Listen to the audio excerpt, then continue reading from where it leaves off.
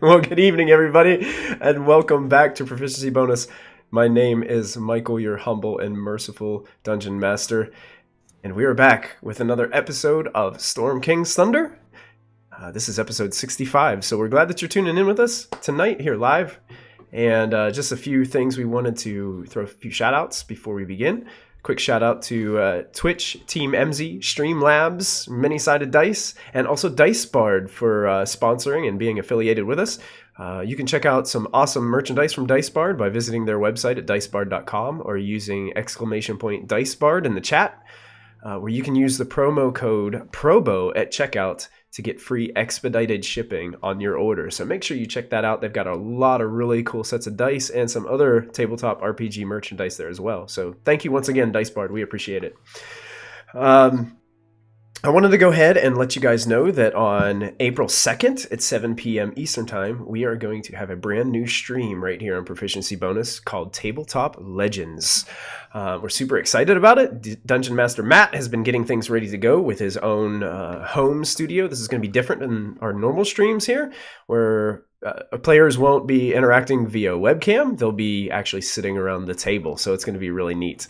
And without further ado, I'm going to go ahead and show you guys a real quick clip from Dungeon Master Matt and his crew. So we're going to go ahead and watch another clip for Tabletop Legends right now. So enjoy. What is your bidding, my master? You will host a live stream Dungeons and Dragons show on twitch.tv/Proficiency Bonus.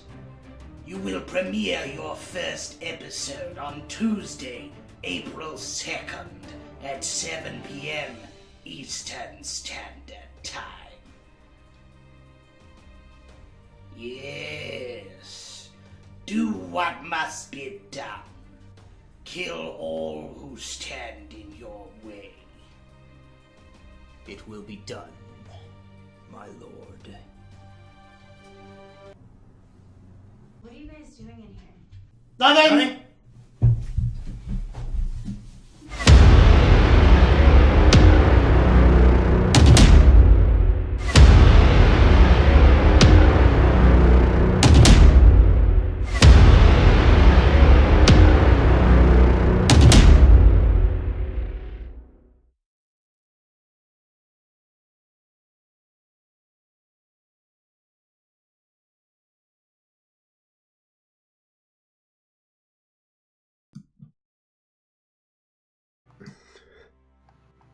Well, I hope you guys enjoyed that as much as I did.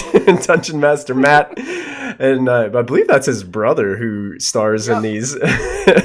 There's also a player in the campaign.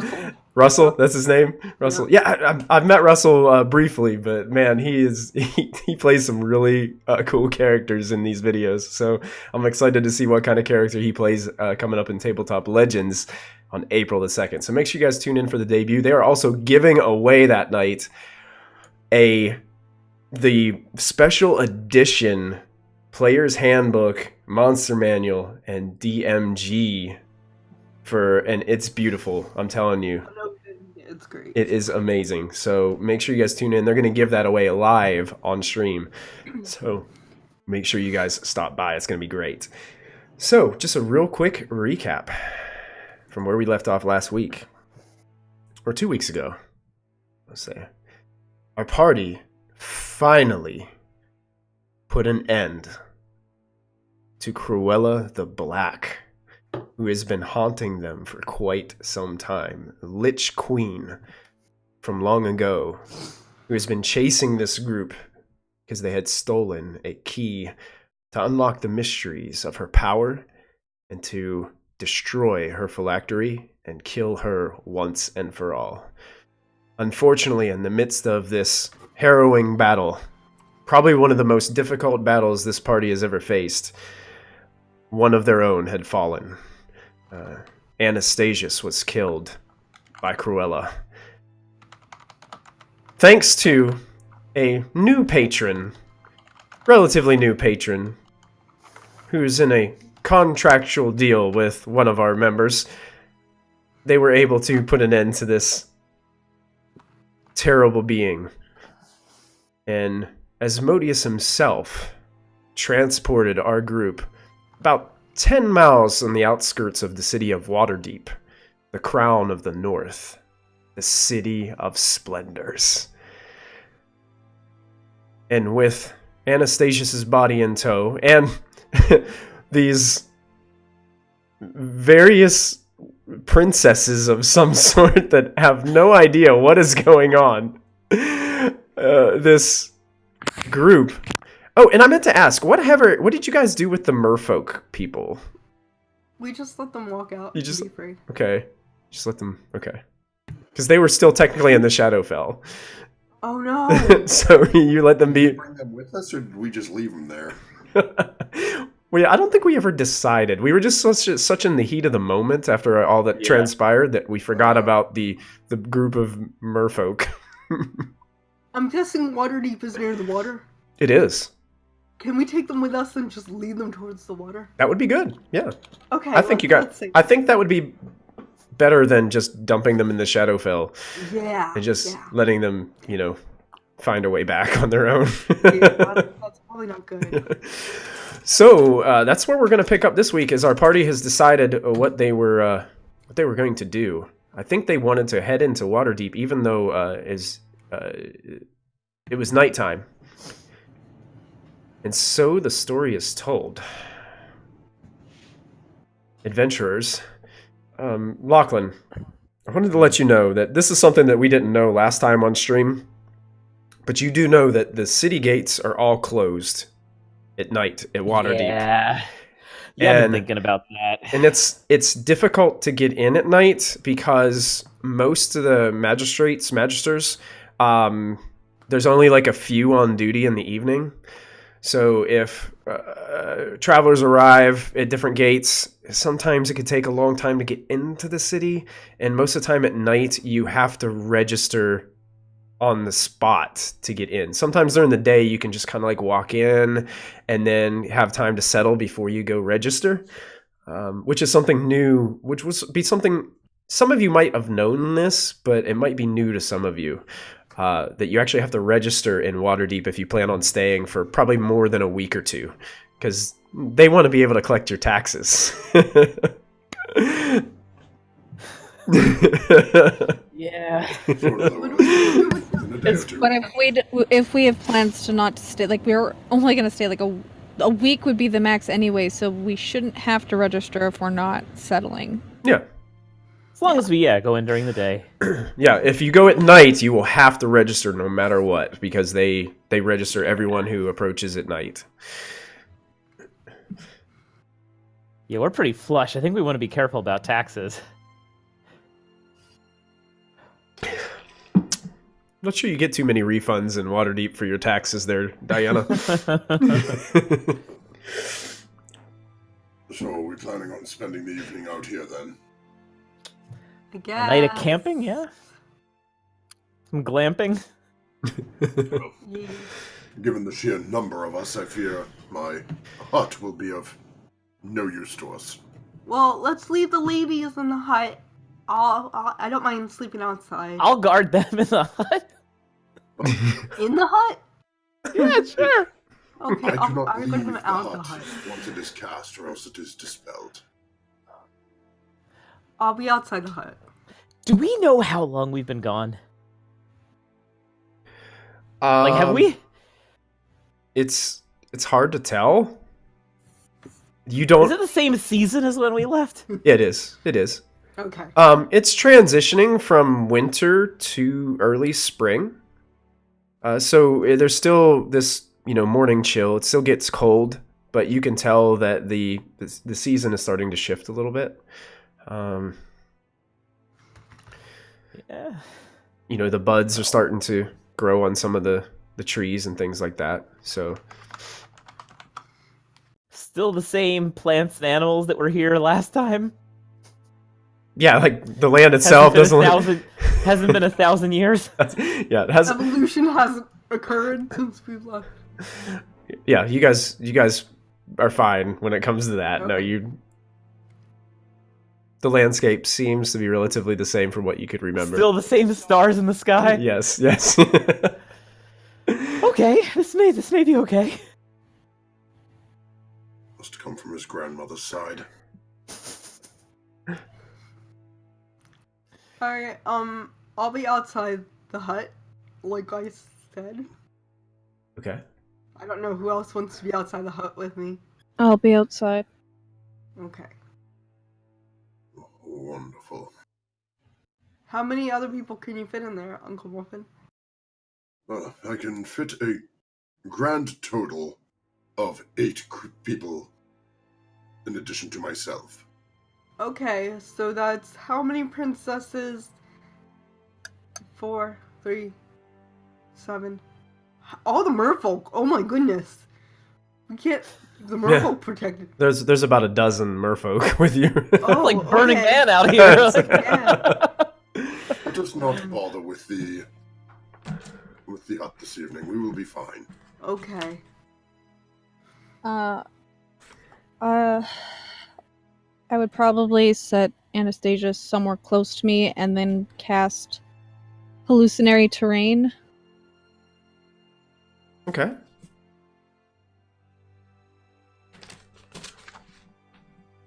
Is that kind of just an illusion magic that? Yeah, I can make like a hill so it could like block the view. Okay. Okay. Very good. Wow, cool. Nice. It's nice to be out of the Shadowfell. You make natural terrain, a 150-foot cube in range, look, sound, and smell like some other sort of natural terrain. Okay. Nice. Yeah, so you're basically putting a hill to block the view of you and the party and everybody. Okay. Yeah. Okay. Excellent. Perfect. Anyone else doing anything in particular before I'll You take a guys- watch though. you take a watch? Okay. You can roll a perception check. Are you taking first watch? Yeah. Okay. Anybody taking I suppose I'll take second. second from I'll take inside first. the key? No, I'm not going to cast the hut. Not There's gonna too cast many people. Okay. Sure. Sounds good. I'll take first with Ashlyn. Okay. Cool. You guys, anybody who's making a watch, taking a watch can make perception checks.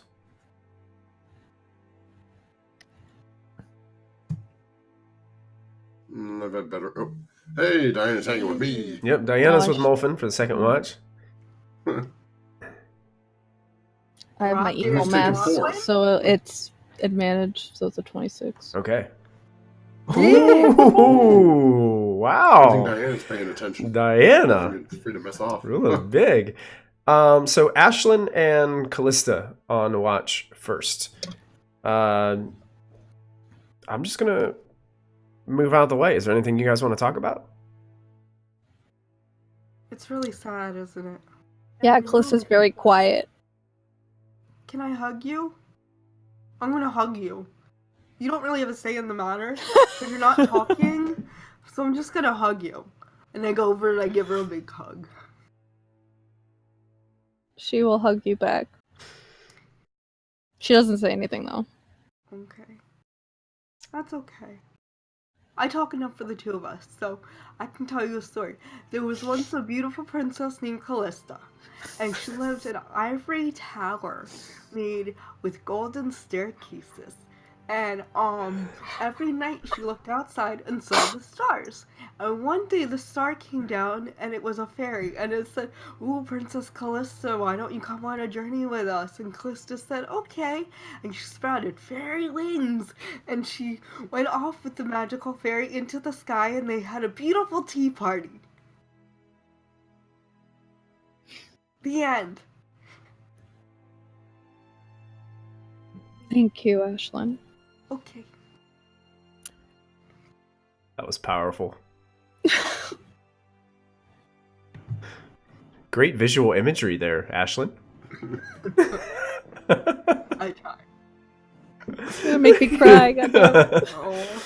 Yeah, and Ashlyn, you this whole time, like you can see, Callista is just still trying to cope with everything that's Yeah. happened. It's almost that point where it's just frantic mourning and disbelief. It's just Yeah. trying to fight that balance of those emotions that Or just Denial, anger. yes, Know it all. It's okay. everything at once, just Yeah. gripping at the heart, at the core of their heart, just kind of squeezing at her. Your watch comes to an end, with just more just comforting her and sitting in silence at times, just respecting her emotions. And then it becomes Diana and Mulfin's turn to take the watch. You guys don't really notice anything different. I mean, you do hear in the distance maybe some travelers. Maybe they're coming to or from Waterdeep, but it doesn't sound more of anything other than maybe a caravan or some kind of shipments going out or coming back. So most people don't deliberately come and enter Waterdeep at night just because they know of having to register, having to go through a long process to get in. So Diana and Mulfin, as you guys are taking your watch, I'm gonna step back and see if there's anything that you want to talk about. So Mulfin is still shrouded in his darkness. In the shroud, shrouded in the shroud that consumes his face. and focused very pointedly on his brand new staff that Lachlan handed him. So, Molfin, how you been? Well, as one could expect, given the situation. No, that's true. Oh, hi, Katie. That's true. How's the shroud? How's that thing going? Well, it is serving its purpose. We managed What to... purpose exactly? To, what it do? You mean, what are its capabilities? Yeah, what it do? Well... What it do? I love that. It has the benefit of rejuvenating me from minor injuries. Okay. It somehow seems to shield my mind from people attempting to attack it. It gives the ability to summon spirits from the other realms, similar to the spirits you summon around yourself to protect us. Exactly. Mm-hmm. It also gives me the ability to pull creatures from the other realms back to service us for a short time. It also gives me the ability to convey myself via the ethereal plane as opposed to this prime material one we are currently in. Extraplanar entity.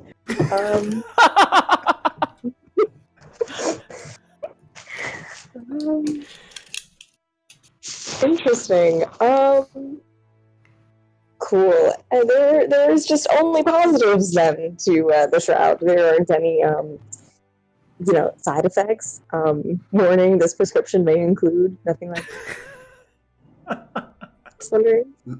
Not that I have not run into any myself as of yet. I will do an insight check on him. Sure. As I call. Sure. Yes. That's a 6. I don't think a 6 is going to be hard to beat.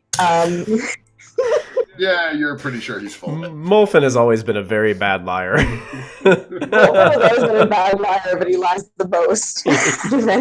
Yeah, he doesn't learn. He just keeps lying. It runs in the family. Facts. Okay. See, it's just funny because, Dorn,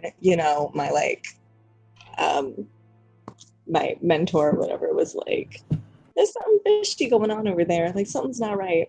And I don't want to, throw Dorn under the bus or anything, but, I'm just saying, I've got a couple of questions. Dorn believes that you can't even go into cities anymore because of that thing. Because it's so evil, it's going to repel people. Just being honest. If my party members are getting into some evil stuff, I think I have a right to know, as the, divine one. I would assume I would still be allowed to enter a city. I've broken no law. You haven't broken a law, but that thing, I've just heard things about it and what it is. And I don't think those are, and I know that there are other people who know exactly what it is, even if I don't know anything. Those people could be dangerous to you if they see you wearing it, just to let you know. You know, little friendly advice. Molfen will lean a little closer to Diana. Or it could be that I could be very dangerous for them if they decide to come after me for it. We saw what happened with Cruella. And she had much more power than any of these fools in Waterdeep will have.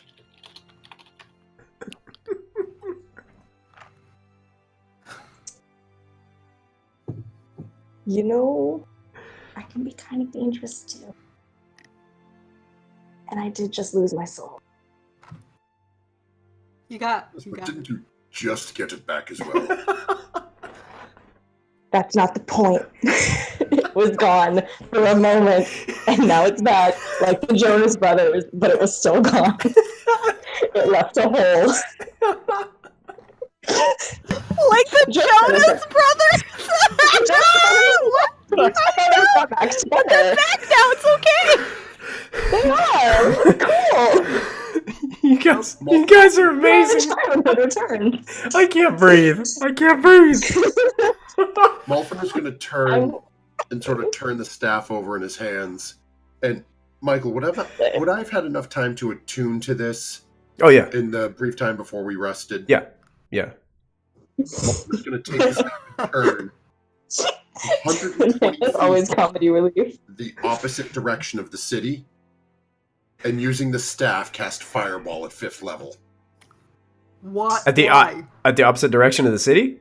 Away from the city, just a random boom. So, Diana, as you're watching, Molfen just holds up this staff that he got from Lachlan when he ripped it out of the hands of Cruella as a giant ape, and just held it over his head, going and just waving it up. All of a sudden, it glows red, and you watch as this red glow goes from the bottom of the staff quickly towards the top and just shoots out, putting this. It looks like a shooting star just going across the sky, and then it disappears behind the hill that Callista had made to just kind of shield you guys from everything and all these surroundings. And you watch on the others, it's just this big bright glow just explode from behind the hillside. Does that wake us up? We're outside the hut. We're trancing. I would say trancers are definitely like, immediately like looking at this glow. That's why I'm asking. Oh yeah, passive perception of 18. Sure, yeah, you wake up as this explosion takes place. You guys catch the tail end of it, so you can see the end of this red glow over the hillside, and just see smoke rising. That's probably not good. And Molfen looks at Diana once more. I am not worried. So, I can do the same thing. You know, who cares? And then I would also like to throw a fireball at 5th level. So Diana just takes her hand, and the red glow starts to glow from the center of her hand. Molfen, you know exactly what's happening, and she just pushes it out, just like a baseball pitcher would throw a ball. God, just throws it, launches it in the same direction, and you watch as this massive red glow just explodes. Like, anything you can do, I can do better. I can do anything better than you. we have like 4 princesses out of space and time, 12 merfolk. Everybody's in a frantic right now. Like, everybody thinks you're under attack. So everybody's like, the merfolk are just like, they're crawling along the ground with their tails, just like pulling stuff together. It's okay. It's just a pissing contest. It's okay. Yes, they took the words right out of my mouth, Ashlyn. Thank you. Yeah. So, everybody can go back to sleep, and we'll be fine. It's just a tiff. Thitari, the young female Marrow, is just like looking around frantically, and as you guys say that, she's like, oh my goodness. I know. Never heard such a thing like that. No, because we were in water and this out of water. It's very different. Yeah. Are you two done? Molfen looks at Diana. Are we finished here? For now. Apologies, Callista. And Molfen will Yeah, turn sorry, and walk sis. away. Uncle Morphin, we have a hat of disguise I forgot to tell you about that you can put over your face. Bye. I think Callista told him that. But yeah. Okay. Okay. So, did anybody take third watch? Lachlan and Brock, I thought were taking. Lachlan and Brock are taking Yeah. third watch? Okay. Fair enough. You can maybe... Who's taking fourth? I'll wake up and Callista take fourth. yeah, Ashlyn could take... Oh, yeah. Anybody who trances yeah, could take okay. fourth if they like. So. I don't I'll take trans, fourth. but I'll trans and take. By the way, I slept through all of that. Oh, Yeah, you did. Wow, look at that, Lachlan. Nice. Yeah. Ugh, smells like smoke. What's cooking? Oh. Everybody else kind of calms down after a few minutes of seeing exactly what had transpired. Go back into their rest. It takes a little bit of time for some of you to get back to sleep after having that explosion occur and just from popping you out of your slumber. Lachlan, you're sitting there with Brock. Anything you'd like to chat to Brock about? We made it, man. We made it. I know this is great. I don't think I've ever been this close to Waterdeep before. I mean, have you been to Waterdeep?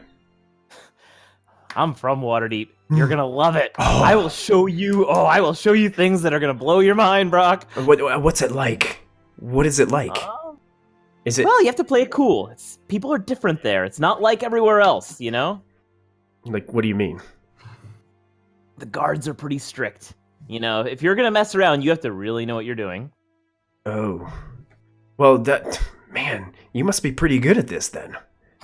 I mean, come on, Brock. The other thing is, people there are a little bit. It's a different attitude, you know. People, they're used to seeing crazy things. They don't get all riled up like everyone else does. Oh, you know? right. So- They're pretty direct too. They'll tell you what they think. So used to seeing crazy things. Does that mean we gotta like put on a guise, like be more crazy?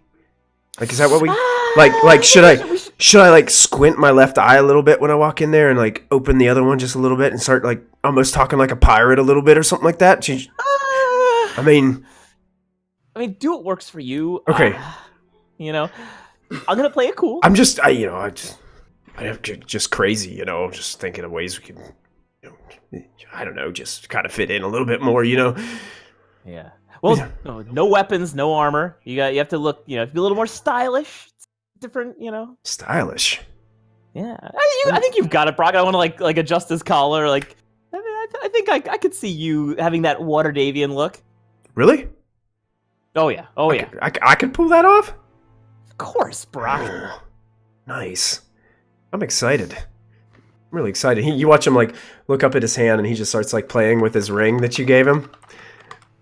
And so, do we have any business that we need to take care of while we're here?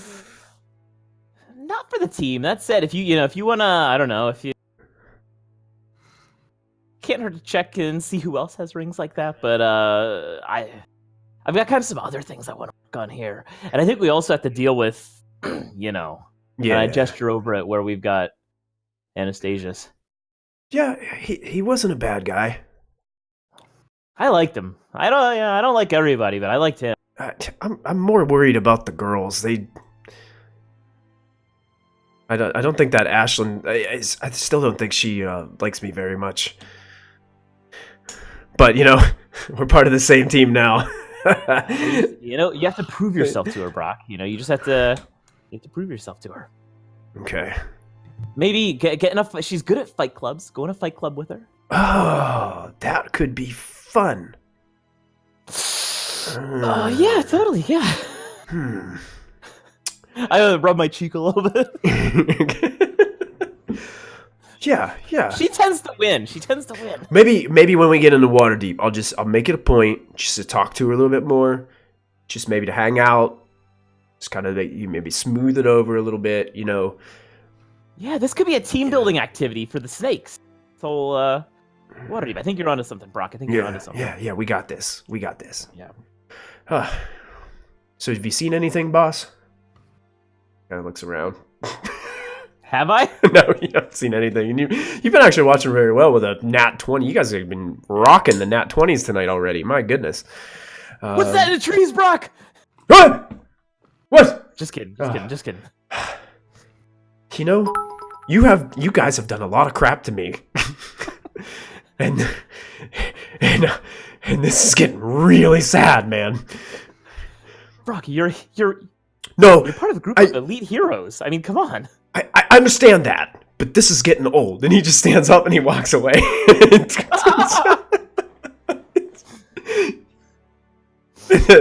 And I guess Ashlyn would be taking the next watch. Callista would probably be taking it with her if they were trancing. No, Callista needs to sleep. Callista needs to sleep, yeah. Yeah, I don't trance, but I don't know how much sleep she's getting tonight. No. I can take it. I'm gonna work on my painting. Yeah, painting 18. Whoa. All right, nice. So you do a little bit of painting. What exactly are you painting? So I got a little sketchbook, and I'm painting a mustache on Lachlan, actually. Okay. Like on me. Right on his face. Nice. Lachlan, make a perception check with disadvantage. Because Okay. you're asleep. Oh. You know what? I'm gonna burn a point of bad luck. Okay. Burn a point of bad luck. Okay, you don't notice. Get a 14. You have A stealth sleight of hand. it's a pretty nice mustache that you Okay. paint on Lachlan.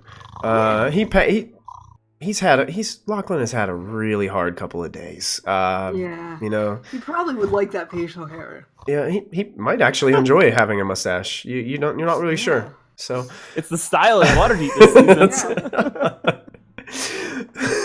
so yeah, your watch passes.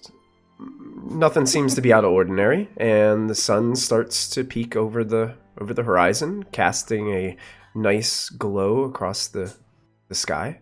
And you guys all begin to wake up the next morning. Everybody gets the benefits of a long rest, so you guys can heal up. And I apologize, Twitch viewers. I tried to have our D&D Beyond overlay hooked up, and for some reason it shows the little bee down there at the bottom, but it doesn't want to show our character sheets. So I apologize. I'm going to try to get that worked out, hopefully before next week. As I wake up, I am taking off all my armor, all my bows and stuff, and putting them in the bag of holding. I am stashing daggers around, but I want to look. I'm not going to be seen in Waterdeep with armor, looking like some kind of country route. Okay. Yeah, you guys notice Lachlan is basically, stripping down. He's getting down. Is it hard in here? Or is it just me? He's opening a couple buttons. He's just getting down to his clothing. You can see him stashing a few daggers away, putting his weapons away in his pack. Seems to be changing his whole. This Lachlan's never done this before. This is different. Lick my hands, do my hair a little bit. Yeah, you look good. Yeah. Notice the. No one tell him. Notice what? No, nothing. No one tell him. No one tell him. No one tell him. Nothing. It's okay. All right. So, adventures. The morning is yours. Shall we proceed then? Sure. Can we give directions to the merfolk so they know where to go, or are they gonna come with us? Send him to the Sea Ward. Yeah, I don't know. Are we just sending them out to the ocean? I mean, Yeah. Lock- where are we sending these people? Lachlan, you do know to the south of the city, they could probably make their way through some of the local, light forests around Waterdeep, and be able to find a way to enter the water without having to come near the city or be exposed to any of that. And you also know, Lachlan, that there are merfolk that live in the deep waters of Waterdeep. And there are actually some that are actually paid by Waterdeep to be almost like a city watch under the water. To make sure that there are no shenanigans that happen within the bay. I would convey that information to Mhm. our merfolk friends. Sure. Sort of, you guys have a choice, you know. You can either, this world is yours. They all seem to be just almost that point where they're really happy and excited, but on the verge of being overwhelmed. Not bound by anything. It's just a strange new feeling for them. So, but they do graciously take your advice, and they start slowly heading down that. I mean, they basically have to drag themselves down there. Yeah. They can't really. Aww. It's difficult trudge to get there. Like sea turtles. Yeah, sea turtles making their way to the ocean. Yeah. And the merfolk are free. Thatari, right? Yeah, Aw. Thatari was her Hi, name. Yeah. Thatari. She, you see, like, just a little glisten of tear in her eye as she waves to you and continues to trudge on with her group, her clan of merfolk. That was a good thing we did by freeing them. May the waves treat you well. Brock comes out. Okay, Lachlan, how do I look? And he's kind of cleaned himself up a bit too. He's put all his weapons away. Has taken his leather armor off. He's kind of sporting. Brock. Yeah, he's got his. You look money. You look money, Brock. Looks like his long hair that comes down to about his shoulders has been combed, and he's got it pulled back behind his ears. You're a big old half moon, Brock. All right, I'm ready for Waterdeep. Oh, you are. Bring it on.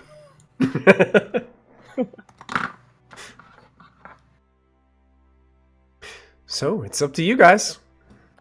How do we want to bear our friend?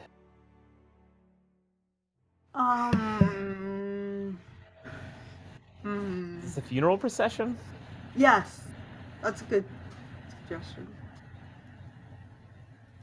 Give him the solemnity. Is that a word? That he deserves. And I will look around for flowers. No, it's winter to early spring. Never mind. I will just I druid craft the flowers. Okay. I thought we were trying to take him into the city so we could like revive him. Are we no longer doing that? We are. We're gonna try. Yeah.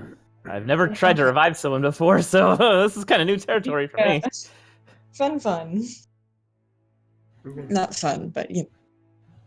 I don't know how we're gonna carry him though. I can turn into an animal and carry him.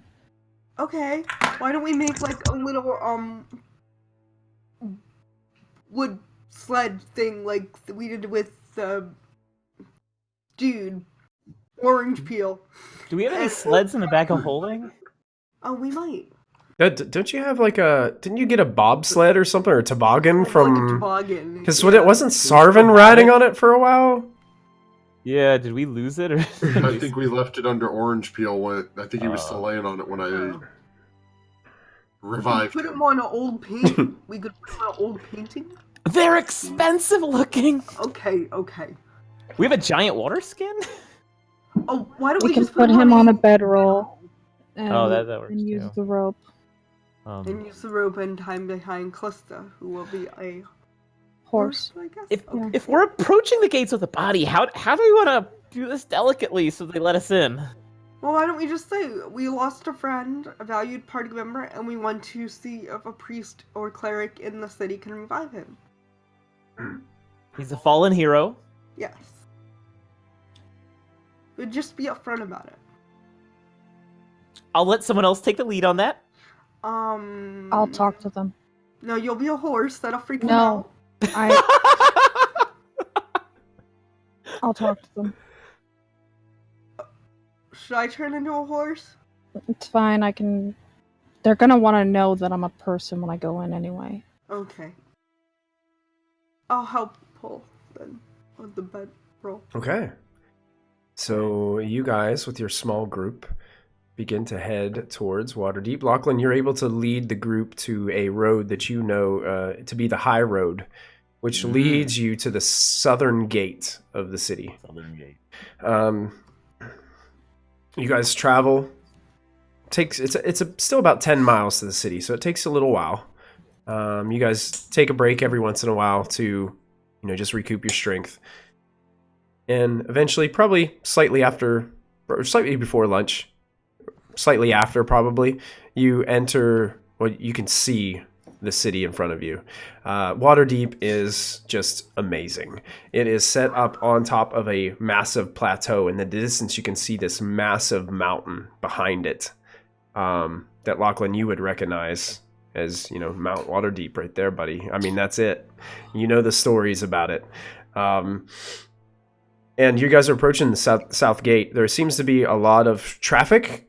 So as you guys get behind, it seems like a lot of people are coming in, checking in through the gate. A lot of people are leaving. Caravans are moving in and out. But eventually you make it to the gate, and you can see that there are very heavily armored individuals standing around the gate, down on the ground, carefully watching people come in and out. Seem to be stopping each group, just general questions. Play it cool. Yeah. Yes, Christy, the answer to your question is yes. And you guys make it to the gate, and as you approach Lachlan and the group, you guys notice a very tall female woman wearing this elaborate, shining, almost gold-looking armor.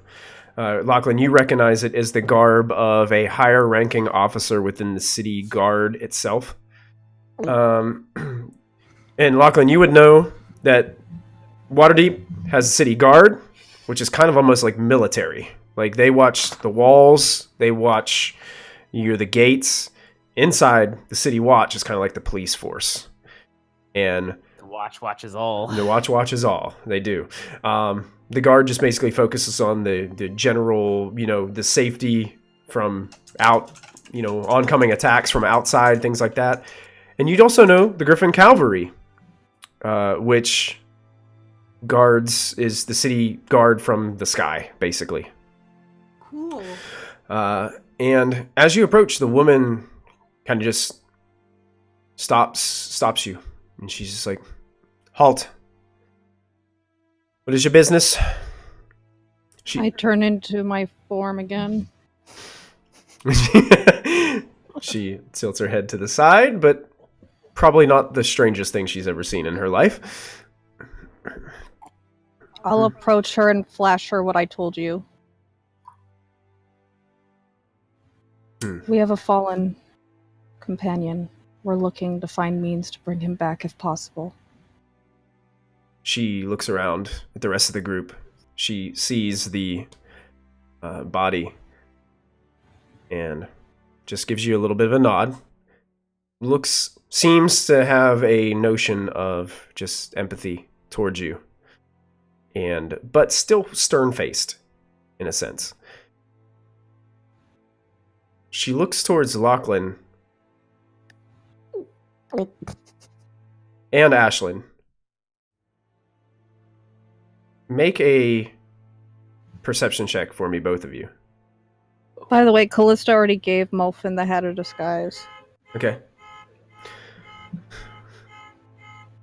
And as that happens, somebody's car alarm goes off in the, in the back. Oh no! It's a horn from afar. An invading army. Lachlan, you don't really notice this, but Ashlyn does. She glances down and sees your ring.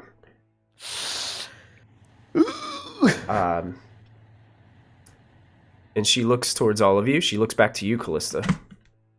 She's like, probably your best route is to go take him to the hospice. The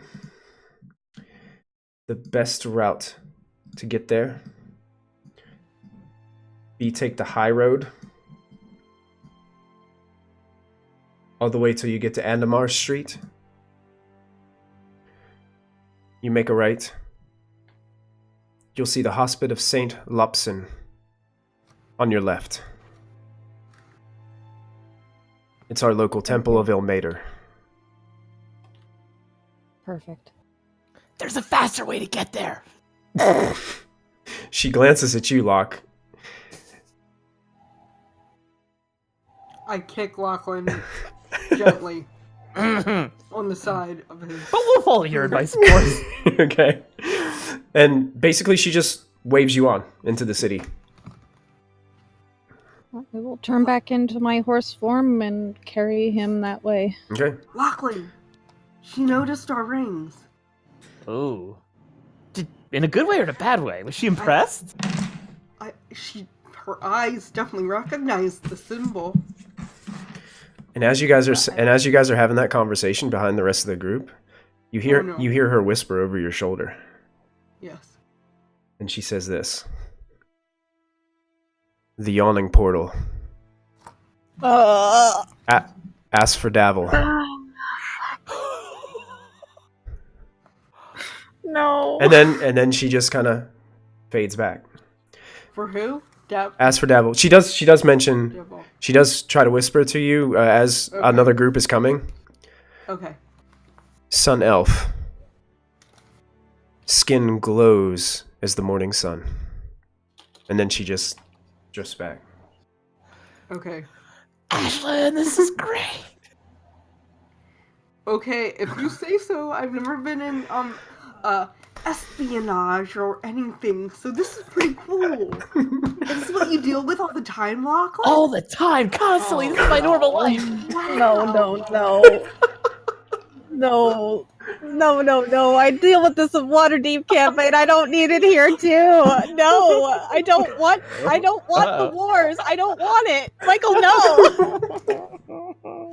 I know what's happening and I don't want it. Molfen walks up to Diana and just hands her the hat of disguise. I'm not sure why Callista wanted me to hold this thing.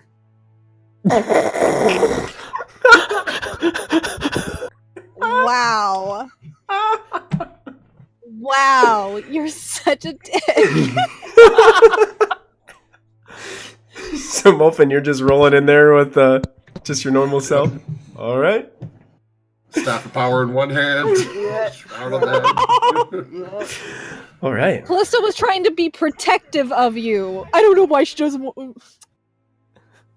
Fine. You know what, Molfen? You know what? And Lachlan, you know for sure that the Waterdeep is really strict on magic users.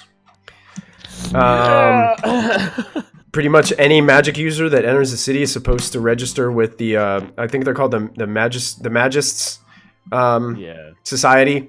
I don't have the exact name in front of me, but Magist. yeah, the Magists. He's got very bad burns on his face.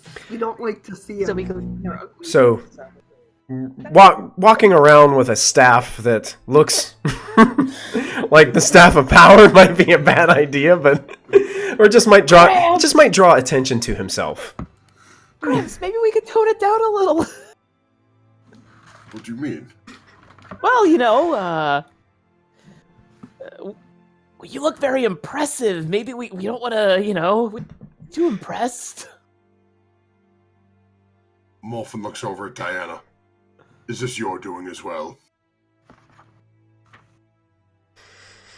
Is Diana giving you trouble, Gramps? No, pay it no mind. Not doing whatsoever. What? I mean, Gramps, look at me. I've got my cool armor off. I'm being a little stylish, a little different. Who wears armor? Armor's silly. All right. So you guys have made your way into the city. Yeah, Lachlan, the directions that she gave you are the easiest route. You do know of a few like side roads that you could take to probably make it to where you're going. A little bit quicker. It's good to be back in civilization. This city is crowded. Well, you guys visited Neverwinter. It was pretty crowded at Neverwinter as well, but this city is much bigger, much more populated. It's a different feel. It's a different environment. You can see a lot of people walk around. They don't wear armor. Most people don't have weapons. They just walk to and fro. a lot of businesses, large buildings packed in tight. Like we're talking like there's limited alleyways in between the large roads that go through the city, because these buildings are just right next to each other. Some are 2 and 3 stories high, some even 4, made out of stone, mixture of stone and wood. Just a really elegant, different feel from what you guys are used to. And you guys coming in the south gate are in between the dock ward and what would be, Lachlan, you notice the southern end of the trades ward, which is actually near where your parents live. Oh. Lachlan, why are you suddenly cringing with that mustache that you have on? Mustache? I can't grow facial hair. I have no idea what I just said. Do I see anything? With you wrinkling your lip like that, you can't really tell. Ashlyn, are you giving me a hard time? No. Yes. Brock, Yeah. do I have a mustache? Yeah.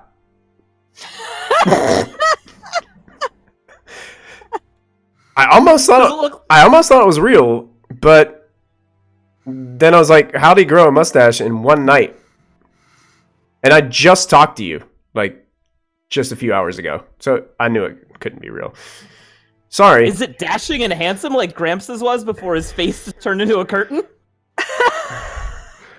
Well,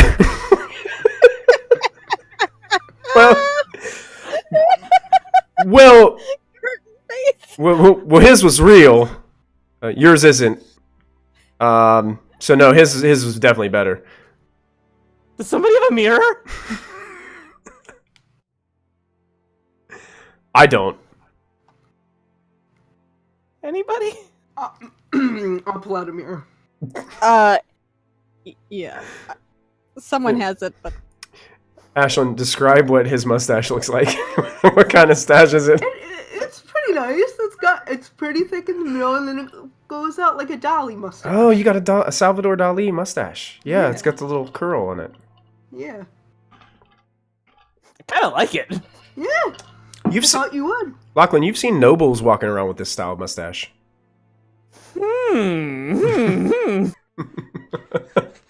Indubitably. Right? I shall have to upgrade my wardrobe. All right, so you guys are headed into the city. You do come to a split in the road, 2 large roads. The high road goes to the right, and the Way of the Dragon goes to the left. So you guys continue. Do you want to head straight to the hospital? Callista hasn't looked back once. She's heading straight there. And straight there? Okay. But Molfin knows better than to wander off in this situation as much as he has things he wants to do. Right. The rest of you just going with the group, going with the flow? Yeah. All right. Kind of trying to lead the group away from my house for now. Okay. Yeah, okay. Lachlan, you made a really funny face for a second right there before you made the mustache face. Is everything okay? Aren't you from Waterdeep? Something like that? Is your voice always that high? Yes. Okay.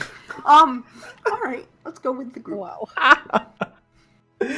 All right. You guys make your way to the hospice. You guys actually make your way all the way up the high road. And you can see to your right as you're following, you can see that there is an alleyway that says the Coffin March on the sign. And you can see past the gates about 2 blocks past where you're walking. And you can see that there is a large area that looks similar to... You remember you were in the cemetery at Neverwinter. It looks similar to that, but it looks much larger. And Lachlan, you would recognize this is the City of the Dead. Basically, it is the graveyard of the city, but everything, there's a lot of like underground dwellings and things like that, and mausoleums and stuff, and they have mausoleums on the top of the surface. So you notice that off the right side. And as you walk a little bit, eventually you make your way to what appears to be a large 4-story, simply furnished structure that you recognize. And Diana, you would actually have heard of this place, because this is where, when you guys were traveling to Nightstone at the very beginning, Natasha was headed here to work and be mentored and to train for a while. So this was actually the temple that she was headed to when you guys were talking to her before she dropped you off to head to Nightstone. And it basically, if you've ever been to a hospital before, it looks like a large hospital. There is a sculpture in the front of 2 individuals that seem to be holding up another wounded individual in the center, almost like they're leading them into the entryway of the hospital. It's like a large fountain there. Not too gaudy, because Ilmater they try to be as humble as they possibly can. So the building isn't extravagant, but it's comfortable. And you guys are Honestly, I'm just and you guys are actually able to bring Anastazious here without much of a problem. You walk in the front door and you can see that there are several priests and nurses, what appear to be nurses, that kind of rush up. that's fine. They rush up towards you, Callista, and almost as if they want to take Anastazious and try to take him someplace more comfortable. Not realizing that he is dead, maybe just badly injured.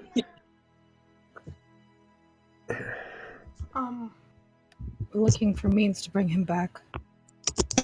One of the nurses looks towards you, looks towards a couple of the others. Okay, yeah.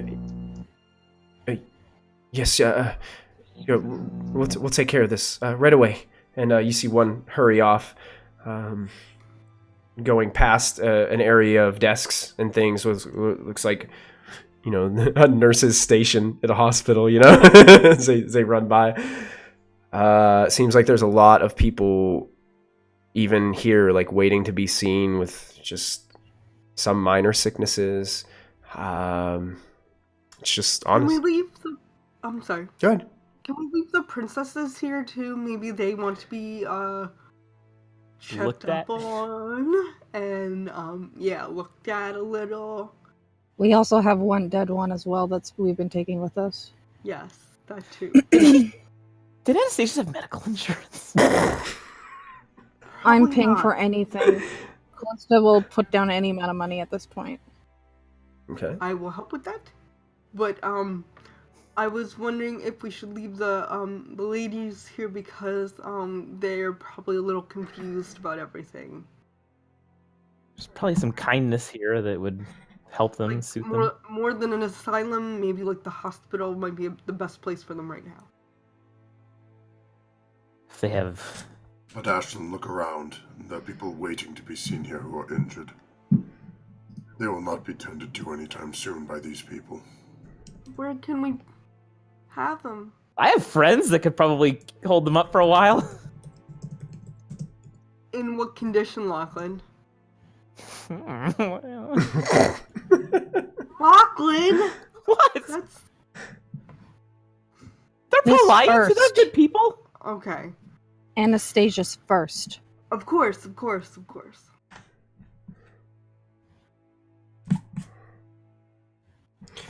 Okay. You see as some commotion is happening, but all of a sudden you see what looks to be a male. Diana, you would recognize him, similar to Dorn, as a higher, I guess, a high priest of some sort. Starts to approach. He seems to be approaching with some sort of haste, and he looks towards you, and he's High Priest Jidek, and he holds out his hand towards you, Callista. She takes it. And we can we can do this. I must tell you that it is rather expensive. It takes How much? something. This level is about 1,500 gold pieces. I hand it over. What's that? I hand it over. And you just immediately dump gold like into his hands, and well, we Whatever it takes. Try. we will take care of it. And all of a sudden, the nurses come and they pick up the body of Anastazious and they start to take it back a hallway. As you guys are invited to follow, and I follow.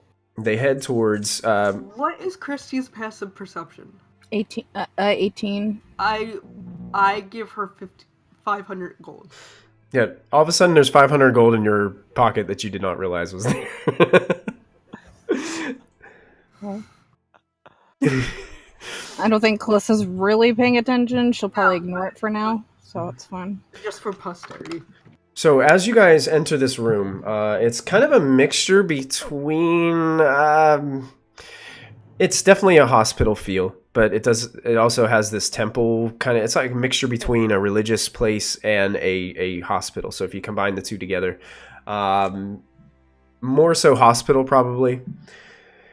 And they take him into this room. They set him on this bed, and they start to prepare all these materials. They start to light candles around him. They start to burn incense. They start to the room just smells of this completely different aroma that's just kind of calming to your spirit. Diana, you would recognize some of this. I don't know if you've ever been in a true resurrection ritual before or anything like that. Wow. But they also bring in what seems to be something wrapped up in a velvet cloth. And as they open up this velvet cloth, there is a large diamond, a pristine diamond. And they take this diamond and they set it on this pedestal right beside the bed next to Anastazious. And a few more high priests come into the room. And they all look to you. Jidek looks towards all you and says, it'll definitely help if all of you are here. It'll work, right? There's a good chance. Okay. This is not easy. We're basically trying to coax the soul of your fallen friend into returning to his home, which lies here before you. It's not easy. Okay. But having all of you here participating in the ritual will give him something to latch onto. It will give him the memories. It will give him those emotions. Help him lead him back to his body. Can she hold his hand? And I point to Callista. That would definitely help. Okay.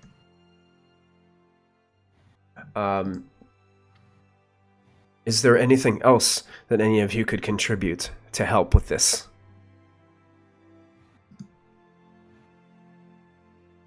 Callista knew him best. I don't know how effective Death Ward would be at this point. Jidek kind of looks at you with, that normally works best before we get to this point. Good point. I have a Revivify. I take my smoking pipe that Anastazious always stole from me, and I wrap it with my tiger tooth totem and place it on his chest. Okay. I tentatively put a hand on Callista's shoulder and see if she hisses at me. She's just staring at Anastasia. She hasn't looked up at any of you. Okay, I'm gonna leave my hand on her shoulder then. Callista, go ahead and make a charisma check for me. Oh, God.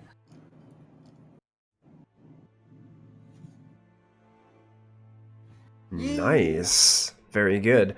As the high priests start to enchant some incantations, you do see a glow begin to emit from the diamond. A very bright yellow glow. It seems to cascade this sparkling light all around the room. Almost as if this light is completely consuming the room. And the areas and the corners and the recesses of the room start to, fade out. It's almost like the natural sunlight from the windows is going away. And only the light from the diamond is really illuminating as this starts to take place. Is there anything else anybody in the room would like to contribute? Did anyone pick up the orb that he threw? The thing he was always talking into. I think Callista took that too. Someone else took it. Callista knew you guys had it. Oh. I'm pretty sure Diana has it. Yeah, I think I grabbed it. I will, from my bag, and I'll set it in his other hand, I guess. Okay. Yeah. And then, yeah. Go ahead and also make me a charisma check, Diana. Use my advantage just in case. You can, sure. I feel like this is going to be the one instance where I just roll super low. Like, I'm always scared of that. Nice. Good job. Very good. Thanks. As this light continues to cascade, it seems like the high priests are really getting into these incantations. They're really getting deep within this spell. They're holding their hands up in the air. They're looking up towards the sky and just reciting this. Some of you, this is just something that you've never quite seen before. It's it's definitely weird. Some of you almost feel like you want to chime in and do some incantations yourself, but you're not really sure what to say. So that's it. And they're calling out, and you hear Jidek begin to say, "Wait, it's working. It's working. I can feel his presence. Keep going. Don't stop. Who else? Someone must have something else." As he's got his eyes closed, he's just looking up. And what else can anyone contribute? We've already got a contribution from Callista and Diana. Is there anyone else that contribute to something to Anastazious' return?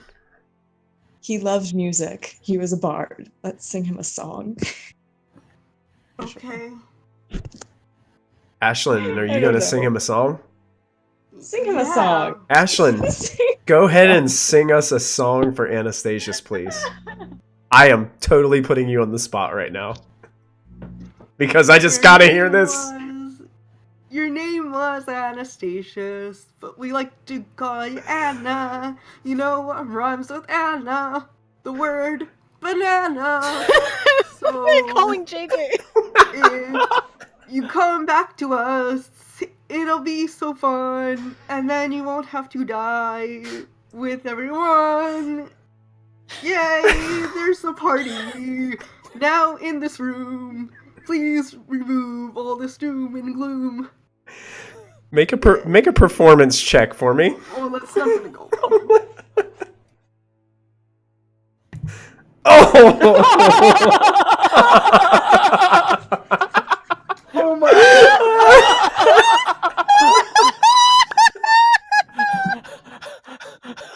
It actually sounded worse. Way worse than what she just did. Yes. It's not a bad one on the spot. Yeah, she sounded fine, but Yeah, that was actually pretty good on the spot. Unfortunately, Up to Anastazious' standards, maybe not. unfortunately, Ashlyn herself is pretty tone deaf. So the rises and falls within the melodies are really just almost monotone. It doesn't, in her head it sounds really good, but to everyone else it's really distracting to the high priest as they're continuing to do this. And they continue on. It's it's not the greatest, but I still feel the presence. It's near now. Wait. Oh no. What is that? Jinx. I can't. I feel something cold. I feel something dark. I hold And then- Anastasious' hand. And as you guys are seeing this happen, the diamond changes colors from yellow to a deep red. And it's cascading this deep red, and your shadows are long against the walls behind you of this deep Was it my red. singing? And then all of a sudden, the diamond shatters and breaks. No. Leaving this red cloud of smoke. And then all of a sudden, you start to see 3 black feathers slowly start to feather fall back and forth slowly to the floor. What does that mean? And everybody is just, as the normal light cascades across the room, Anastazious is still lying there, eyes closed. And Jidek has sweat just pouring down his face. It was close. Was it my singing? No, dear, no. It wasn't your singing at all. He recognized your voice. It was I her. can feel it. Was that black feathered? Something stopped him. Something. Something stopped it. Someone.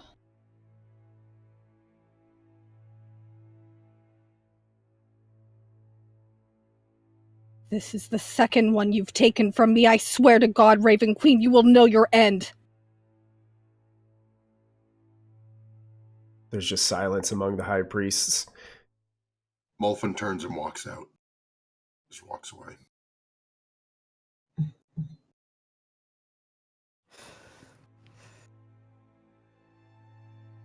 And that seems like a really good time to take our break for the evening, as it's 9:25.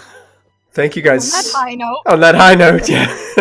Thank you guys so much for tuning in tonight to Storm King's Thunder, episode 65, as we continue to press on. Our heroes are in Waterdeep.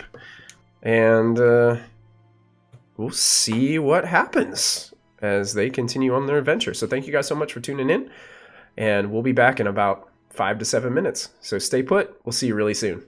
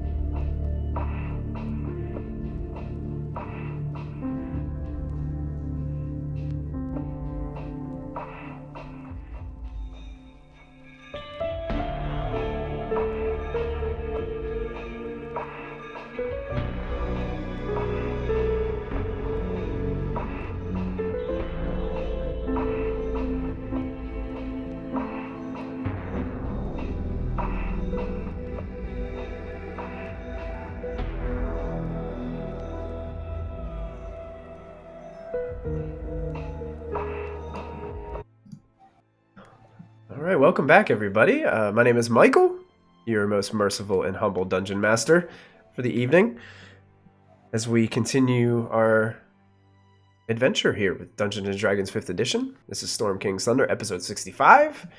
Coming in out of our break, our party visited a temple of Ilmater and paid for services to have their friend Anastazious resurrected. Unfortunately, something happened.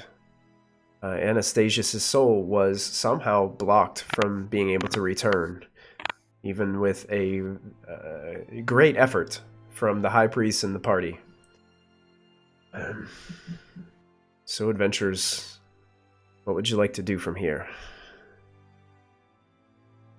Do we get a refund?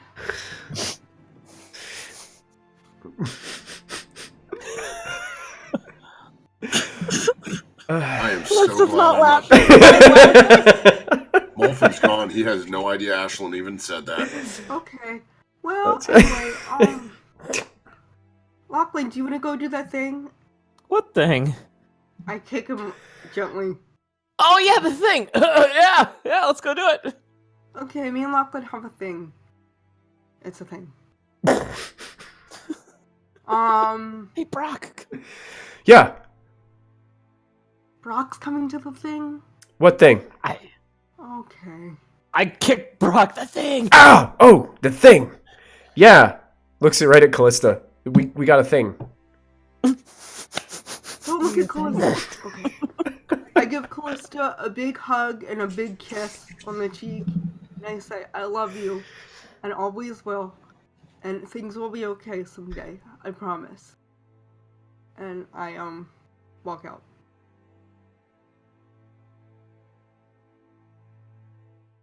You see an old gnome standing out in front of the door, just standing there leaning on his staff.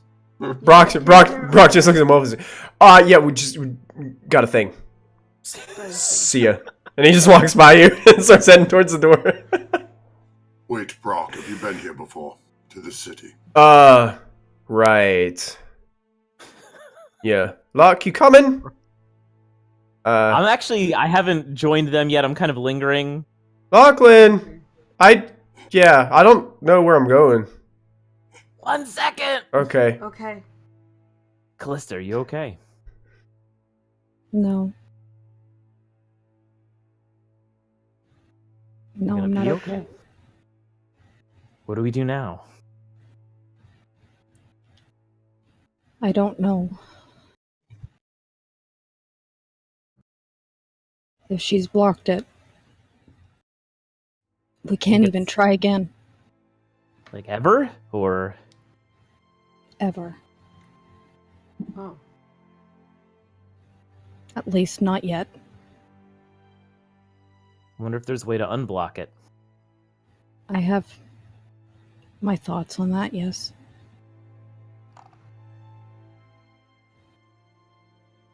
Well, you've got the right team with you. I mean, we did kind of beat a lich.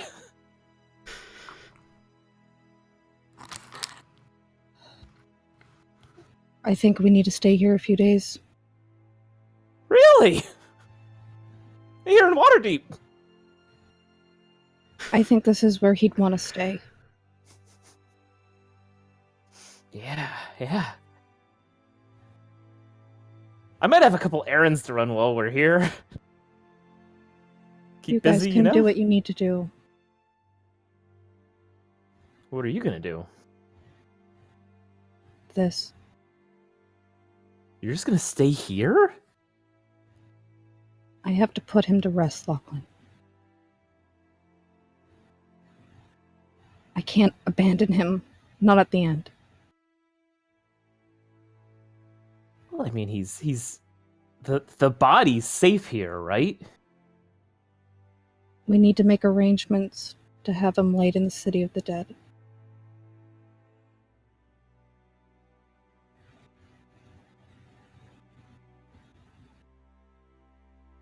What if we solve whatever's blocking this? Then do we have to dig him up? Like, what does that look like?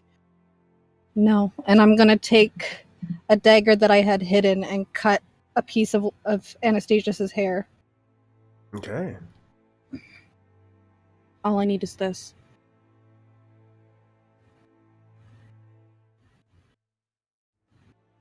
Okay.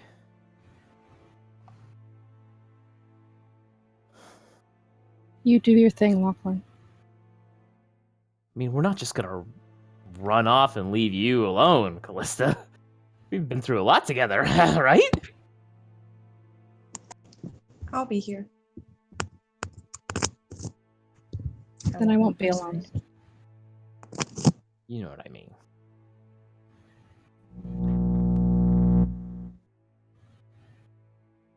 Thank you, Lachlan. Keep me up to date on what's going on, okay? Yeah, I'll find you. Promise? You know I can. Yeah, that's true. I'm out. So, Ashlyn, you're headed with Lachlan? Yep. And you guys walk I'm out, Brock, I and guess. Mulfin is standing outside with Brock. Brock's like, they're trying to, like, it's almost like they're trying to have small talk, and it's just really awkward. Well, it's hard to read Gramps' facial expressions these days. Yeah. Like, Brock's not really sure what to make of this. Lachlan, I need information. Information? Well, about what? Where I can find items in this city. Items. Like, or oh.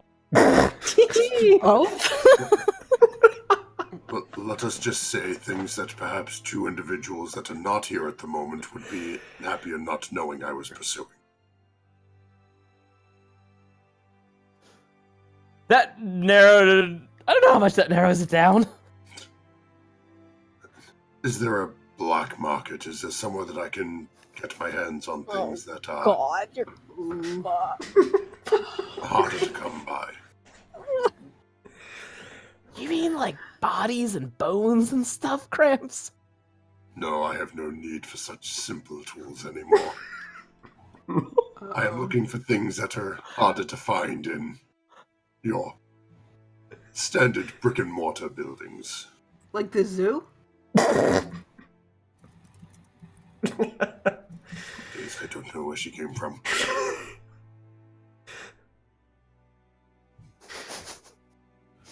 I'm sure we can figure something out, but just, be careful. The watch is always watching here.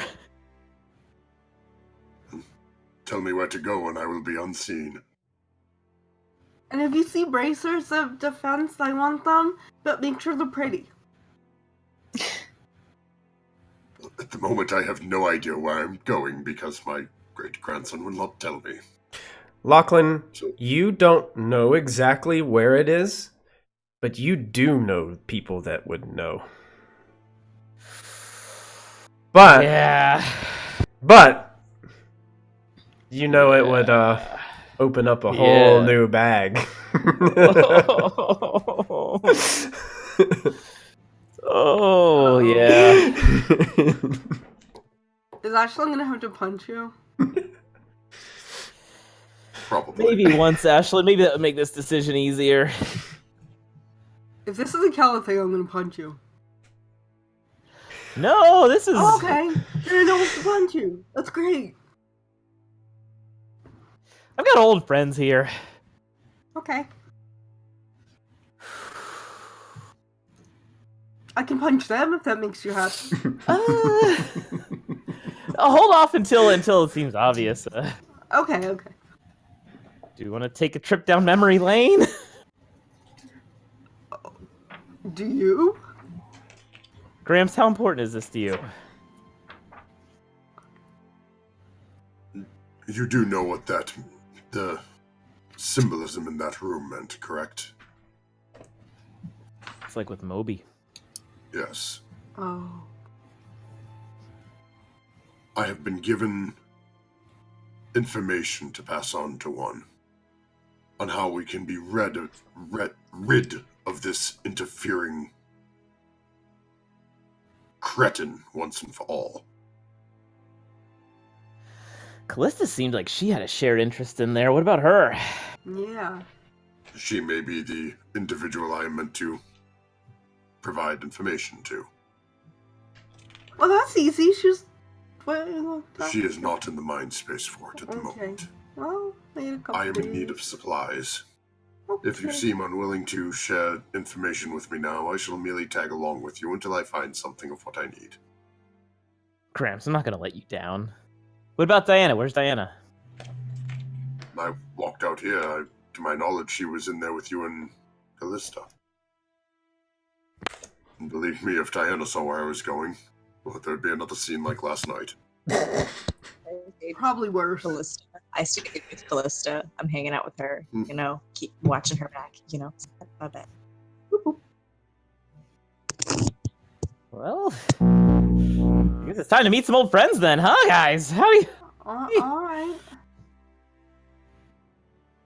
Do we want to do it with the shady old man or not with the shady old man? You took him out, my great-grandfather. Molfin takes the staff and just sort of wraps on Ashland's shoulder a little bit.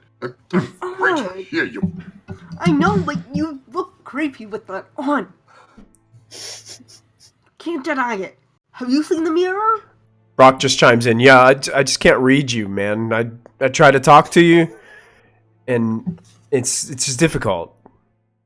Yeah. It must be some problem of yours, because apparently Diana and Callista can read me like an open book.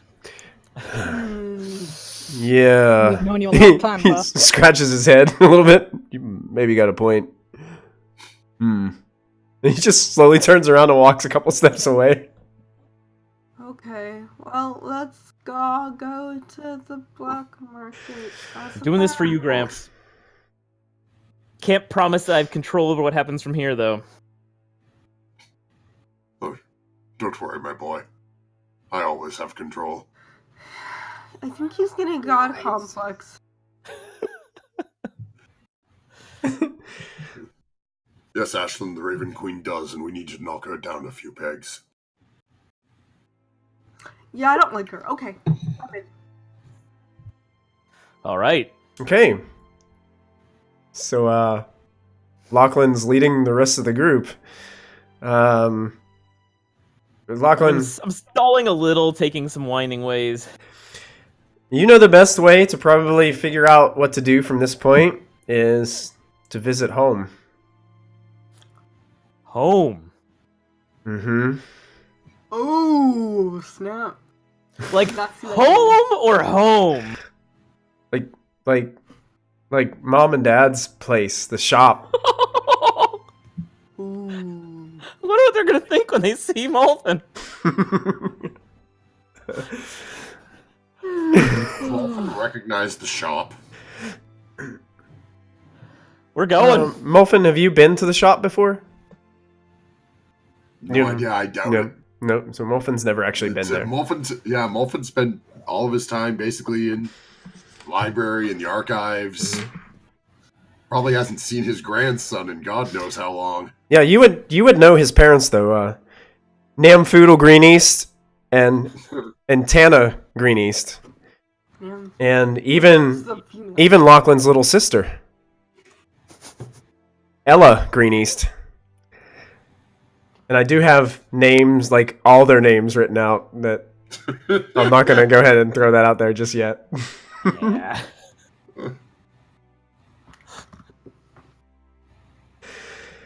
Okay. I'm sweating. You okay? Armpits, like around the neck. Like, You look so good, Lachlan. do I look okay? No, your mustache kind of smeared. Oh, Yeah. let me just get that. Yeah, You look good. the spirals on the side are just big smears on the side of his cheeks now. You probably shouldn't have done that. Okay, I'll take some water and help you out there. Yeah. Okay, here's the mirror. Yeah, you look. Okay. Don't you have prestidigitation? I have been practicing a little bit. Good. You. Oh, There you go. face is You clean. look good. Look good. There you go. Almost immediately starts sweating again. Yeah, sweaty. Sweaty again. Sweaty again. Everybody just act natural. We Okay. shouldn't talk too much about everything we've been up to. Don't want to scare anybody, you know? What should we say we've been doing? What have we been doing? Well, we've been killing a lich. We've been stopping giants.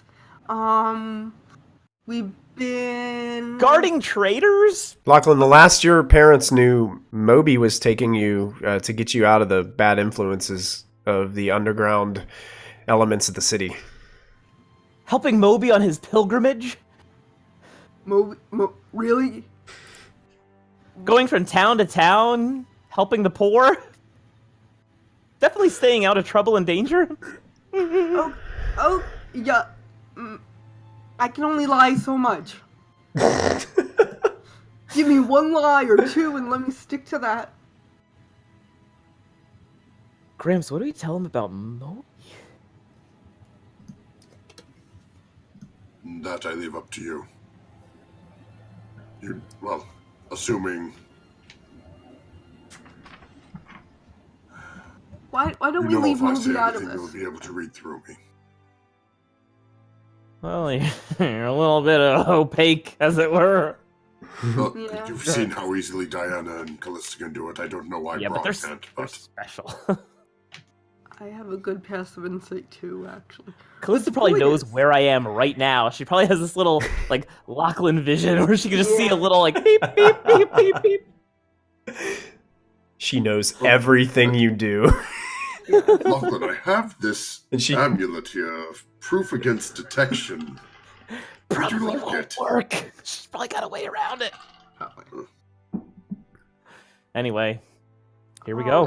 I do not know what to tell them. That I will follow you. Caravan, garden, Moby got into a cult. No?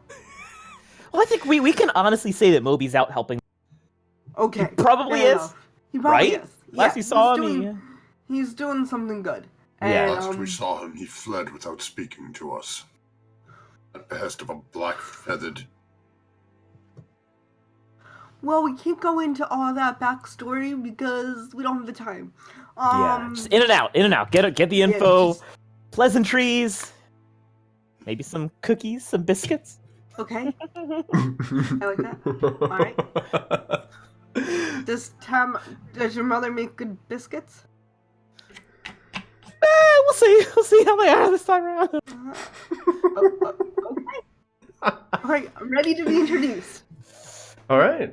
Okay. So, Lachlan, you begin to lead them back down the high road, back towards the gate which you came. Once you get to a bend in the high road, there is a road that veers off just a bit that you know to be Simple Street. And it opens up into a square, which is called Virgin Square. And you're... Really? From here? It's an open square that doubles as a market at times. It has tables and stationary booths that people can set up merchandise to buy and sell. And that usually can be also a hiring place for warriors or things like that. Your parents' shop is kind of on the far end of Virgin Square. And you can see it's a 2-story, skinny building made of wood. Very, it's not like highly furnished or anything by any means. But your parents, especially your father being really good at wood crafting, has carved these really cool pillars. And the first thing that you guys all notice is the pillars are of nude men and women. In the front, very accurately carved, Wait, out of wood. okay. And Welcome, guys. there's a sign above the shop that says, "I saw design." I saw design. It'll open up your eyes, guys. This has certainly opened my eyes. Okay, I saw design. Like, I saw design. Okay, I saw I got design. it. Yeah. And So what kind of design do they do? Malfin will just gesture at a sculpture at the pillars. Oh, well, it's very talented. Like, anatomically correct. Yeah, it's anatomically correct. We greenies have attention to detail. there are also some elaborate furniture on the front porch. Looks like some nice benches. Definitely look hand carved. Made by a Namfoodle. Should we? Okay, lead us in, Lachlan. Here we go. All right, Lachlan. Rock, get ready for this. Okay, why? Just play it cool. Okay. So, Lachlan, are you just gonna open the door and walk on in? Yeah, I'll just... Open the door. A bell rings as you open the door. A little jingle of a bell. And all of a sudden, a figure pops up behind seems like an area where you'd like typically see like a cash register or something like that. You know, open up. It looks definitely shorter. This definitely is a place that's outfitted for a gnomish family. And all of a sudden you just hear, Lachlan! Is that you? Surprise! Oh, Lachlan! Lachlan! Honey, Lachlan is back! Lachlan has returned! Oh, and he just basically jumps over the bar. It's your dad. And he just... And he just runs to you and he just embraces you in this huge hug, and you hear the footsteps down the stairs, like super quick, and then you see your mom. She's just with this bright glow in her eyes, and she, Lucky! And she runs towards you, and you guys are all like, I'm just crying. Oh, I missed you. And you guys are all just embracing, and then finally you hear another set of footsteps head down, and it's your little sister, who is probably not quite a teenager. And she same way, just same embrace, same running towards you, and the whole family is just they just look at you. Your father grabs both sides of your face. It's like, oh, it's so good to see you, boy. Where have you been? I thought you were with Moby. Oh. Doesn't he still have the mustache too? He used prestidigitation to clean it off. Yeah. I was with Moby for a while, but he got busy. Your mother's like running her hands through your hair. Your hair's gotten really long. Well, been on the road. I see. I brought some friends with me. You recognize one of them I met. Oh, maybe. Oh. Wait, what's that on? Is that Molfin? Molfin. Muted. Yes, it is I. I've been rather badly burned, so I've been asked to cover my face to help people keep their lunches. Burn, did you stop by the hospice? Yes, they told me there was naught they could do for my condition at this point. You seem so down. It's been a trying journey. It's watching after the young as they run and flit about. It takes its toll on an old man. It puts a few. He's been taking care of me. Hi, I'm Ashlyn. Nice to meet you. Well, hi, Ashlyn. It's so nice to meet you. And he holds out his hand. He's like, Nam Foodle Fit Nipper Lucky Pench Took Green East. And he holds out his hand. I'm just gonna call you Nam, Mr. Nam. That sounds good. I'll take it. And Tana kind of holds out her hand. It's Tana Tindlenap Nixon Way Rocket Green East. Okay. And shakes her hand. Oh, I just remembered. I've had biscuits. I'll go get them. Lachlan's raved about your biscuits for a while. Thanks, Ashlyn. Nam kind of puts his hand over his face, like away from Tana, and is like, I think she forgot about these biscuits again. So, they might be a little overdone. Just as long as you just take a few bites and say they're delicious, I think she'll be fine. Okay. So eventually she comes back, definitely burnt the biscuits, and she apologizes to everybody. Oh, I'm so sorry. I'm a little forgetful. I like them crispy. They're crispy. That's nice. Yeah. And they're all just, yeah, we have tea as well. Let's they all she brews up some tea. The tea is definitely, a lot better than the biscuits. Probably not the best tea in the world, but it's definitely better than chewing on the charred biscuits that you have. And delicious. Lives up to the reputation that Lachlan said. Do it. It's really nothing, dear. She starts to kind of clean up some of the plates and things like that as you guys are all kind of relaxing in some of this furniture that still has price tags on it. That is built around. It seems like Lachlan's parents are very good at woodcrafting. He has a lot of sculptures around that, for some reason, none of them are wearing any clothing. And the furniture, though, is really elegant. It seems like he could not only sell to well-to-do families, but nobles as well. Seems like he does pretty good for himself. Even though there's not really many patrons walking in and out as you guys are doing this, it seems like maybe perhaps one of them flipped the sign over to closed since you're home for right now, Lachlan, as you guys are taking a moment to catch up. Ella, are you paying attention in school? Yeah, kind of. Kinda? Yeah, it's hard, you know? You're a smart kid. We have to turn out like great-grandpa Molfin. Like him. She looks at you, she's like, I don't really want... Okay, never mind. I'm gonna go back to my room now. she starts to walk. She just goes, giving Molfin, like, she's just looking at Molfin as she moves away and then heads back up the steps. And then as she starts to move away, Molfin's gonna give a little like. She starts to skitter across the floor a little bit. Heads on back to the stairs. Namfoodle, with his cup in his hands, takes a sip of tea. So, Lachlan, it's what brings you back home? You know, just passing through. Figured I'd stop in, have some biscuits. Hey, Mum. Oh, I can show you what I've been working on. This is great. Wonderful. What you've been working on? Yeah. I've been giving some special assignments, and I'm so pleased to be able to work on them. It's great. From the boss? Yeah.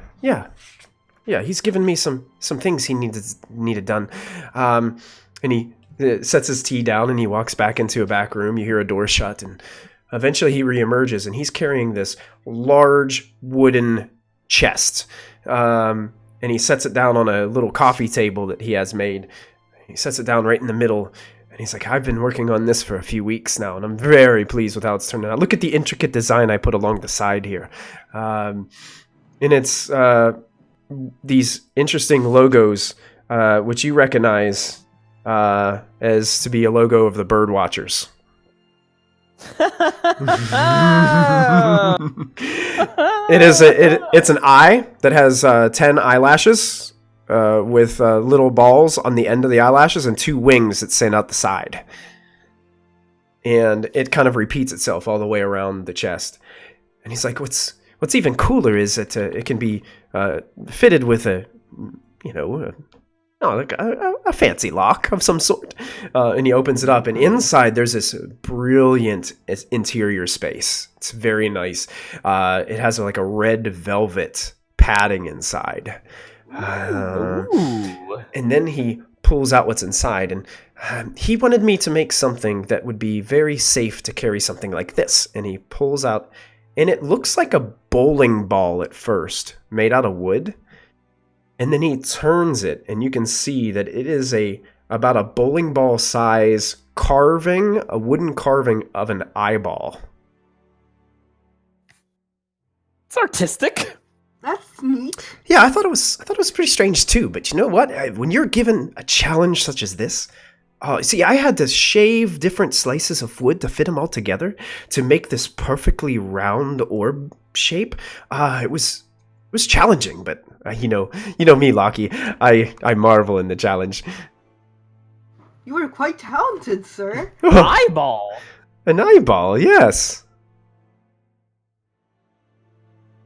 How large is it? About the size of a bowling ball. You said that. Yeah. And it just Would Molfin fits. get any sort of ideas on what that might represent? Would Molfin get any ideas what that represents? Go ahead and make Thinking of what he's seen or read for a bowling ball sized eye. make an intelligence check. Okay.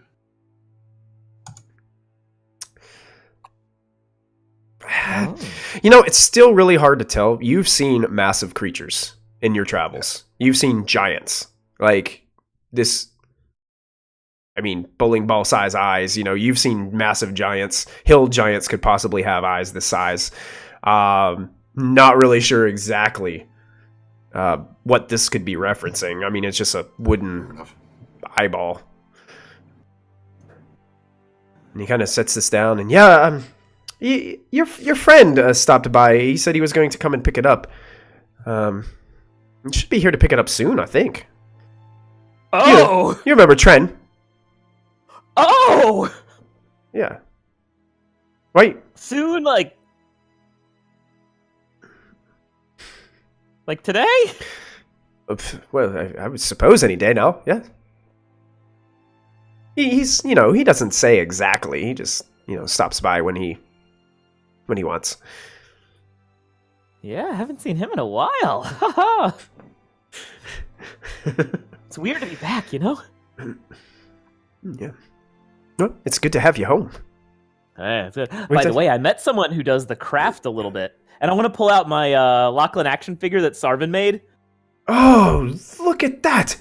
Oh my goodness, it's marvelous! And he goes to take it from you, and he's looking at it. Take a look. Wow. The King of the Frozen Far made it for me. The King of the Frozen Far? King of the Frozen Far. Lachlan, you've met a king? I've seen all kinds of interesting things out there in my very peaceful, very safe journeys. Oh, Wow, well, this is amazing. The crafting on Lachlan this was is great. invited to his court to be part of his people court Really? thing. Yes, very important. Oh. Your son's gonna turn into something someday. And Tana's just like, "Oh, I always knew it to be true. It's all those biscuits, Mum. It's all those biscuits. You're growing up. It's so good to see it. I was worried about you for such a long time, but it looks like being away with Moby and Molfin has done you some good. Yeah. Yeah. Yeah. Absolutely, of course. Nothing can go wrong with that. Great influences. Good guys. Definitely always out of trouble. Yeah. Little time passes. You guys can communicate. What would you like to ask Lachlan? Is there anything that you wanted to talk to them about? Or So, Gramps is looking for. I think he wants to do some shopping. Oh, some shopping? What kind of shopping? I mean, we got plenty of furniture. Is he looking to refurnish the place? Oh, how's Mrs. Molfin doing? She was doing quite well last I heard from her, but it's been a few months. I haven't been back that direction yet. Oh, well, next time you see her, please tell her we said hello. But of course. Hey, thank you so much for the follow. We appreciate it. I am seeking to do some shopping of some arcane items. Arcane items? Yes, and well, it has been many a year since we have seen each other, has it not? It has. It's been a very long time, Molfin. How big is the room we're in? It's not very big. Imagine a small shop that's just cram-packed with a bunch of... Like gnome-sized. Gnome-sized. I mean, it's, you can move around and get about. Like, I mean, it's made to accommodate other, patrons, other people to come in. So, I mean, just imagine like a skinny structure that has furniture all over the place, price tags hanging from it, shelves on either wall with different smaller pieces of furniture. And we're sitting basically on the... You're kind of at the customer side of the counter. Yeah, kind of on the front side of the store. Yeah, just sitting in some furniture. Yeah, Whoa, look at that! What did Ashlyn just do? I want to take a discarded block of wood and just like start whittling it and just like try to. Okay, what are you making? I'm making a miniature Lachlan. Oh, okay. And no, wait, there was a miniature Lachlan. I'm gonna make a miniature Nampoodle. Okay. Miniature Nampoodle? Okay. Yeah. You're doing a really good job of just watching him and carving along.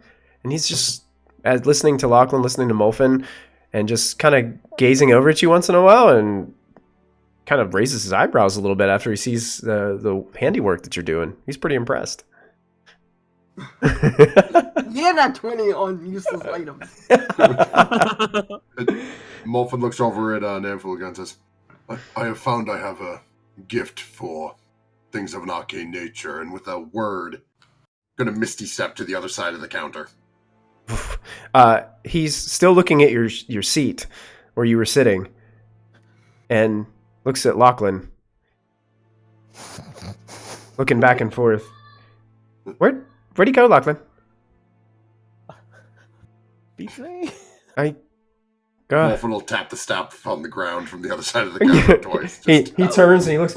Oh wow! What you can do that? That and so much more.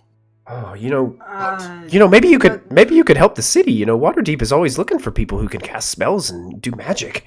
Huh. Yeah, settle down here. Be a good guy, Gramps. Yeah, yeah. They're always looking for people to help. Perhaps I will speak with them. I don't know. Maybe even Aldoc knows something.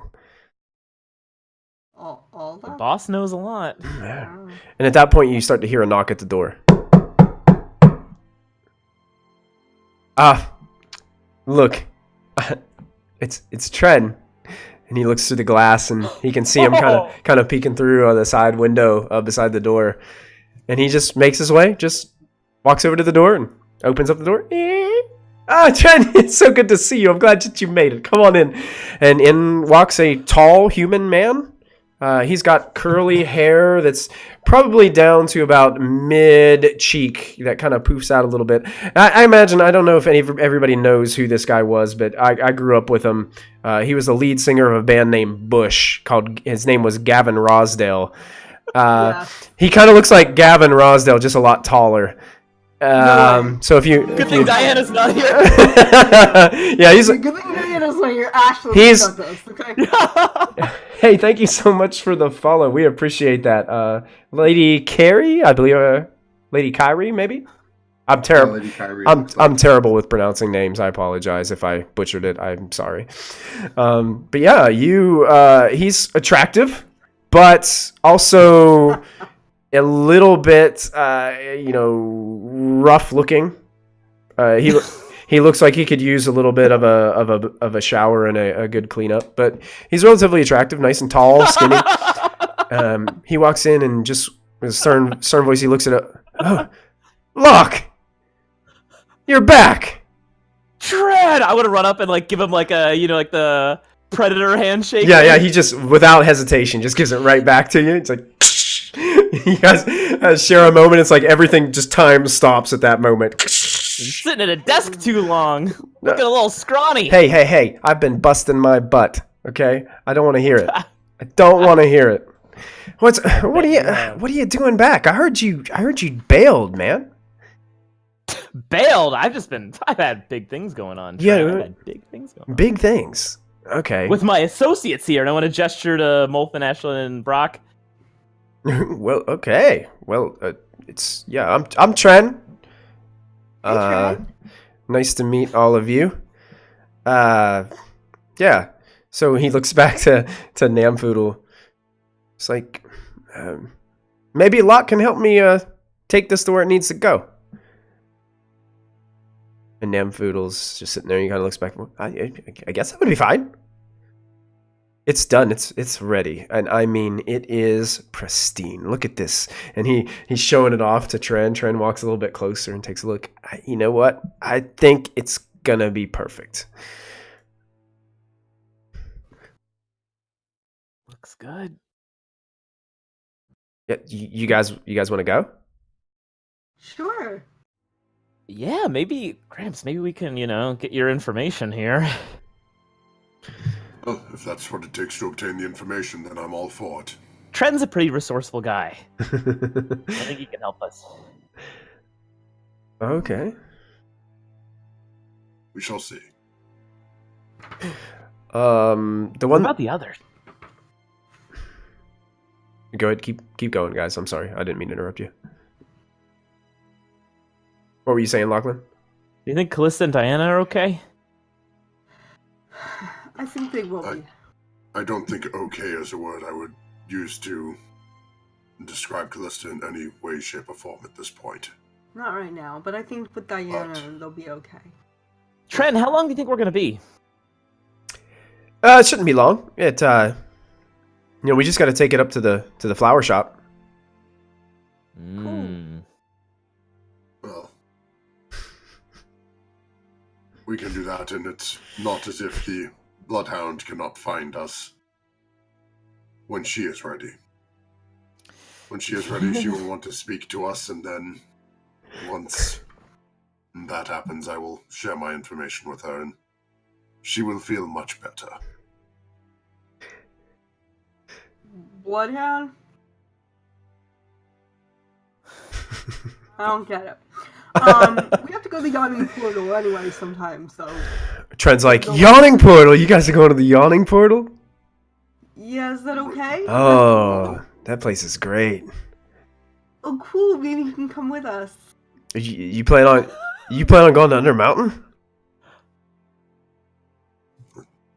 Lachlan, do we? I'm just looking back and forth between Ashlyn and Tren, like, really? Like, are they flirting with each other? Molfen looks extremely confused right now. He's just sort of looking between the three of them, sort of like... Like him? Yeah, you're right. We're getting distracted. Let's just go ahead and take this to we got to go. you know the flower shop. We gotta make the drop. Okay. Just like old times. Okay. So you guys head a little ways. Tren's like leading the way. Lachlan, you seem to know where you guys are going. Christy, where was the flower shop located? It is just south of the City of the Dead. It is. Oh, that's perfect. Yeah, it's not far then, because Do you have the map? Because I can show you the exact street. I have the map up, but it's not on a way that I can like show you. Can't remember I can't remember the exact name, but it's like really close. It's like down, and they put it by the City of the Dead because that's where a lot of the business. Oh yeah, perfect. Yeah, actually, So Virgin Square is only like 1, 2, 3, 4 blocks south of the City of the Dead. Yeah, so it's very close. It might even be just like 2 blocks, 3 blocks north of where you guys are at. So if you, what was the name? It was Beautiful Blossoms. Bouquet and Boutique. And I'm gonna let you play as Granny. Oh God! Okay. No! So You couldn't have given me a heads up ahead of time. This makes it better. Okay, but like I don't know exactly what she's doing right now. Okay. Granny doesn't really know either. That's true. Okay, you're right. Good point. Yep. Okay, I got this. Okay. So you guys head to the flower shop, and it. Can you describe it for us, Christy, or kind of what it looks like from the outside? Yeah, it's very beautiful. It's almost reminiscent of Feywild almost. There's flowers and vines growing into the building. It almost looks like the vines are the building, but it's not. It's got a wooden frame. Okay. And there's like an archway with a bunch of like cherry blossoms going around, and then it's got like a simple sign. And I guess Lachlan would know it as B4 flowers because no one remembers the full name of it. Okay. The locals just call it B4 flowers. B4 flowers. Excellent. Yeah.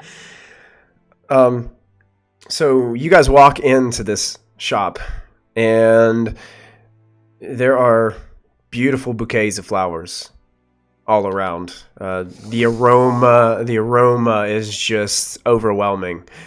That you get the blast from this. It just kind of tickles all of your senses as you head in. Shame Callista's not with us. That's why this worked out perfect, because she doesn't have to roleplay herself twice. Roleplay something. Hang on. I gotta find what she looks like. I have it here. Okay. Oh yeah, you got a description? Cool. I don't see Lachlan's camera. Really? Yeah, I'm not seeing it for some reason either. Seeing a slice of pizza. And crashed. It's all good. There you go. I go up to someone and I say, "Can I have flowers delivered immediately, and I will pay well?" Hang on. Yeah. Michael sprung this on me. Here you go, Christy, right in your lap. Take it. Run with it. I haven't played. Oh no. I love it. I love it already. You just started the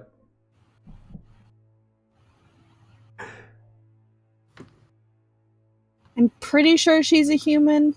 Okay. Because she doesn't live long. She's so this is probably like 10. So she's like in her 70s at the moment. Gotcha. Yeah. She's very frail, very petite, pretty pale. She has unlike most ladies that when they're older, they keep their hair short. She keeps her hair really long, like down past her butt. Oh yeah, there you go. And it's kind of like got a natural curl to it. Cool. All right, so you guys walk in. Tren is leading the way with Lachlan. How would Granny greet these individuals as they walk into her shop?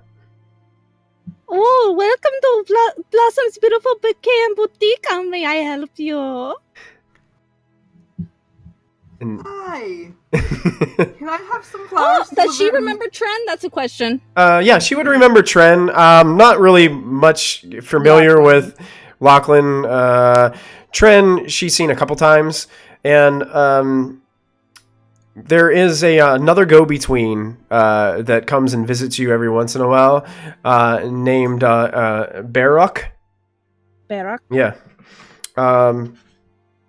And Barrick did deliver a slip of parchment. It actually is to be given to Tren. In exchange, right? Yeah, and that box that he's dropping off is going to be picked up. Okay. So it's just kind of like a dropping point. Yep. Oh, good morning, Tren. You're looking handsome as always. Oh, so are you, Granny. So are you. It's so good to see you. Oh, so sweet. Meet my new friends here. We're just taking care of a little bit of business here. Hello, dears. Hi, Granny. Ashlyn, you were saying something about flowers. Oh yes, can I have flowers delivered immediately to the Hospice of St. Lobster? No, that's not right. Saint Lobster. That's not right. That's awesome. Wow. I love Yes, it. of course, dear. What kind of flowers? What's the occasion?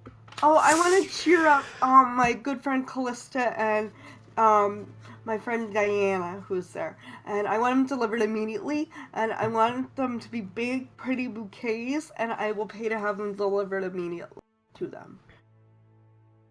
Hang on, let me just... I gotta look up the flower language real quick, because you haven't... You should have told me I could have had this prepared!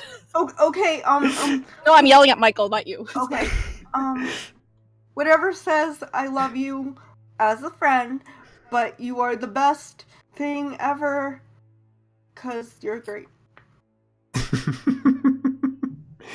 In the meantime, Diana, you're actually with Callista right now, and the temple, the hospital has started to bring you some paperwork. And Insurance. they basically want to know a little bit of background. They know a little bit about Anastazious based on his history in Waterdeep. And there is actually, if you're trying to make accommodations for him to be buried in the City of the Dead, they actually bring you, if he is as well known as he is, he could actually be buried within, I believe it's called the Hall of Heroes. Yes, that's exactly what Callista... Because Callista's been to Waterdeep with Anastazious before, so I feel like she would know some of this, not all of it. Yes, But yes. she knows that she could at least get him like a tree or something more extravagant than just being buried there. Yeah, there's a very nice mausoleum that has a very complex, basically set of, it just goes down into the earth. And this is where some of the most, the bravest of all of Waterdeep's heroes who have died in battle are laid to rest. So they give you this paperwork. It's pretty extensive, so it might take a little time. And they want to know a lot of details about the heroic deeds of Anastazious. And you guys knowing him the way that you... I don't have his social security number. I don't know what his insurance. Callista would relay a lot of his... You know his Great. social security number? Wow, that's intimate. No, not that. But she would relay... Hang on a second. I think she would relate parts of like his performances in the past, and then things that he's done since he's joined them, aiding with question the one. frost giants and stuff. Question one: what's his middle name? Does he have has one? one? No. I don't think. He I don't think he kind does. of does. Is the Volspa part of his last name? Like, is it a Voluspa? Is that his middle name, or is that part of his last name? I'm not sure. Let me check his character sheet. We'll just use a hyphen. Yeah, there's no hyphen. That's why I'm I curious. think it's... It's probably part of his name then. Yeah, that would be his name. Yeah. Yeah. Okay. So she would give him I his just didn't full know if he name. had Green East levels of middle names. No. He's not. Those gnomish names. Two max. His presence is enough alone for that. He doesn't need the extravagant all over. His name could have just been the others, and his stage name could have been Anastazious. Yeah, that's true. Callista would know either way. Yeah, but she would tell him his Anastazious could be a Like stage Lady name. Gaga. Yeah, that's it. That's awesome. Yeah, he would definitely. Anastazious would be the type to have a stage name. I think he would. Yeah. Yeah, he probably does. All right. Yeah, so you guys are kind of taking care of all this. It's a mess. I mean, it's it's a Whatever lot. money is needed, Callista will put it down. Yeah, I'll have to She tally will- that up. Yeah, she will I'll take. split it in half. It's fine because Callista's taking all of Anastasious' stuff and his money, so don't worry about the money. And Okay. Yeah, Anastasia's probably got enough It's money still to awful. probably pay for cover himself. but Yeah. it's fine. Oh yeah, definitely. Cover Yeah. self-knife. So it's, She would also, like, before anything even happens, just like for her own calmings, to calm herself down, she will, similar to prior deaths, she will druidcraft the vines and flowers, but she makes a point of making the flowers as rainbow as possible. nice. No. And Awesome. she would have taken his teal cape off of him and taken her black cloak off with the hood and just put on his cape. Okay. She is no longer hooded. Whoa. Whoa.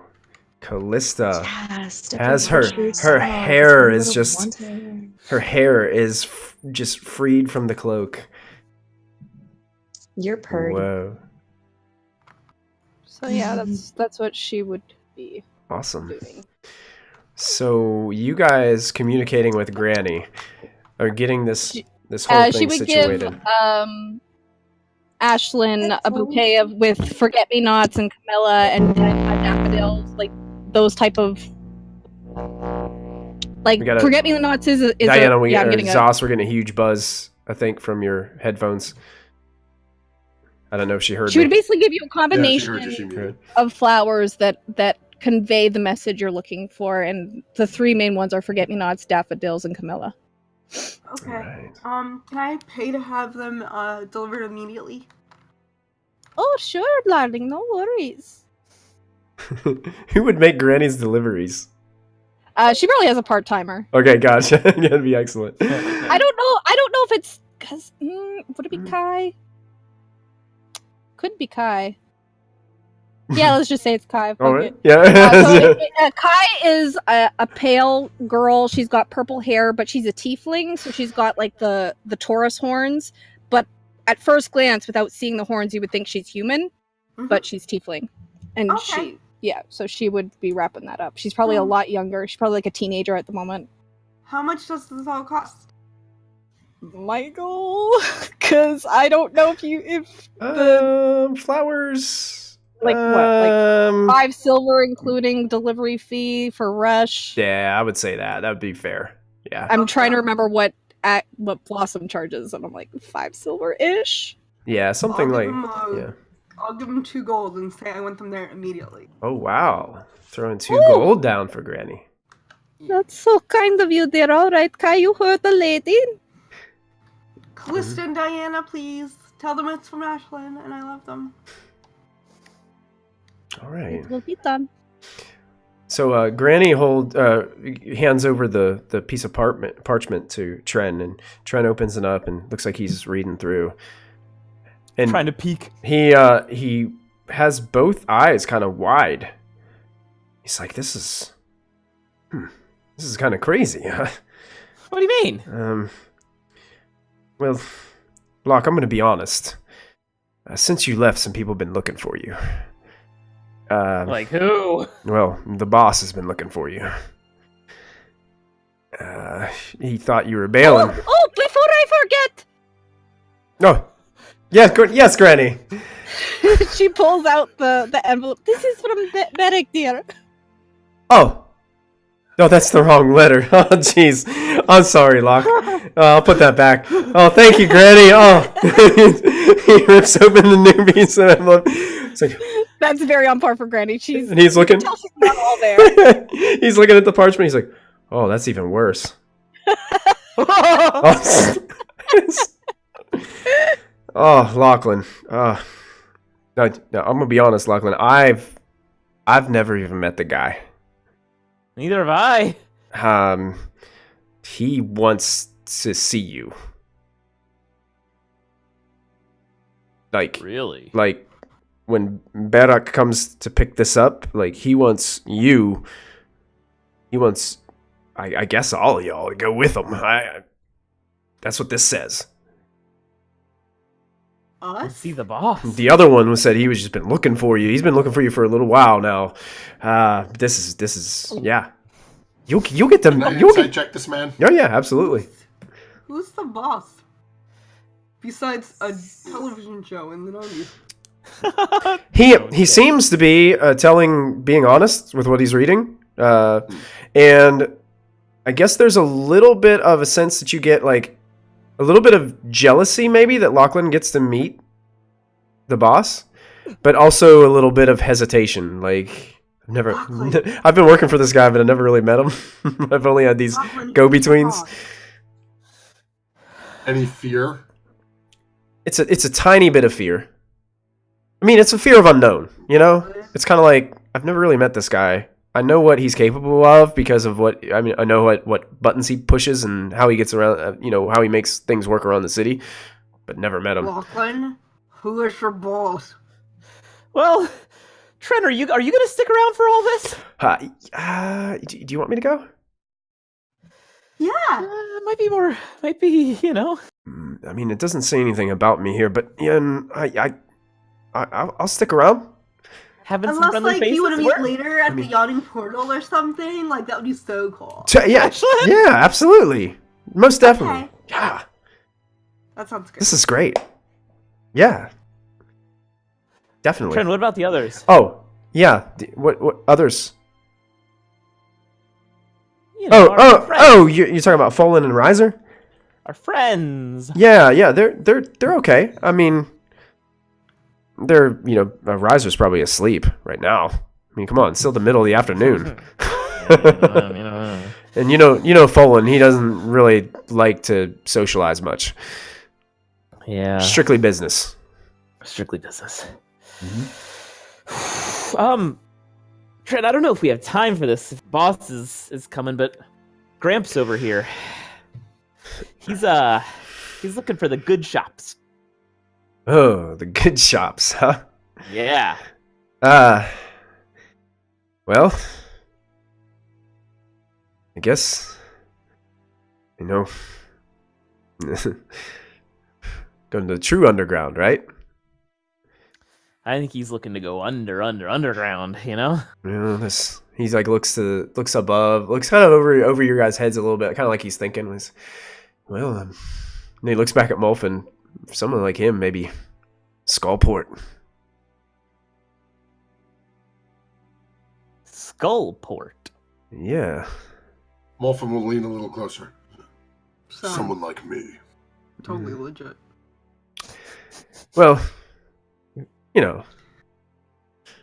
especially if it's what you're looking to find, you're not going to find much of it up here on the surface. Gonna have to do a little bit of delving.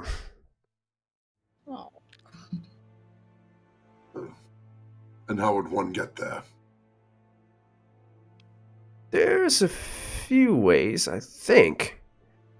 All of them pretty dangerous. But you might be able to find somebody that has some kind of inside knowledge. I honestly try to stay away from it because I know the hold that the Xanathar Guild has on it. What?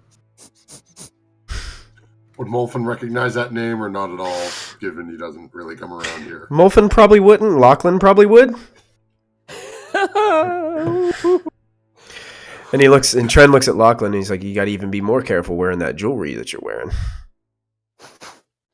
Yeah, I've been busy. The Xanathar's Guild's been hacking up Zents left and right. Ooh.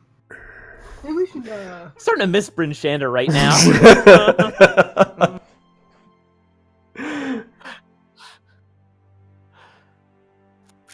So, Tren, you mean to send me into a area where it is surrounded by individuals who want to hack pieces off of my great-grandson? And he kind of shakes his head a little bit, and he's like, unfortunately, to get what you want, takes a little risk. It's up to you. Do you think the risk is worth it? He's gonna say yes. His middle name is Riz. Yeah. Or is it Zodnik? Just worth it. Let me. It is always worth it. And he looks at you. He's like, it's always good to have some powerful friends. That's why I keep my friends Folan and Riser with me. It used to be Lachlan. You used to run with us. I'm not gone forever. I've just been busy. Well, we've missed you. Missed you guys too. Here I am. Riser's been extra irritable since you've been gone. And you know how he gets when he's angry. Ooh, we won't like him when he's angry. Not at all. I'm here. He nearly bit me the other night. Ooh. Mm-hmm. You okay? I'm good. Nothing a quick kick to the face didn't take care of. Yeah. I hear ya. Yeah. she's pretty good at that. Brock looks over. He's like, this ring. They're hacking up people with these. Just turn it inside for now. Okay. Keep your hands in your pockets. Oh, good idea. I like that. It seems like everywhere I go with you guys, somebody's trying to kill me. Yeah, it's like that. If they raise a hand against my great-grandson, I'll raise them to the ground. That's reassuring. You have Big seen guns. the group I run with, Brock. Do you doubt me? Oh, Brock kind of looks over you. I don't doubt it one bit. Let's make sure that Diana is with us, because I think if she hadn't been with you, I probably would be gone. Where is Diana now? Multiple times. She's with Calista. I highly doubt that Diana or Callisto would take kindly to a trip into an area called Skullport. I'm not taking this too kindly either, but he's really cute, so let's go. I don't believe he said he would lead me there. No, but it might prove something. I don't know. I don't know how the things work. Would this Like, boss that people. means to see Lachlan have information on how to get there? Oh yeah, that's true. Tren kind of looks at. As far as I know, all Doc would be able to lead you anywhere you want to go. Do we really want to do this without the others? I mean, maybe. Well, I do not expect that this person who has proclaimed himself your boss would be willing to lead us anywhere that would put his own neck in risk. But perhaps you will give us the directions. True. You may be correct. It may be worse if Calista decides that at that precise moment it is worth to come find one of us and finds us there. Yeah, we should at least fill her in on what we're doing. Maybe, you know. She won't like what you're getting though. So how do we? She will not know what I am purchasing. It's not as if she will be standing behind me the whole time. I don't like lying to Calista because she always knows when I'm lying to her. Yeah, she's really good at that. But Ashlyn, you are not lying to her. I have not told you what I am purchasing. Oh, that's So true. you do not know what I am purchasing. That's true. Okay, I guess. Maybe we'll end up going somewhere that's interesting to her. I have a Okay. highly doubtful thought of that, but Yeah. Then do we wait Fact here that until? this- Go ahead, Graves. it would depend on when he arrives and what you want to do, Lachlan. This is, as they say, your neck of the woods.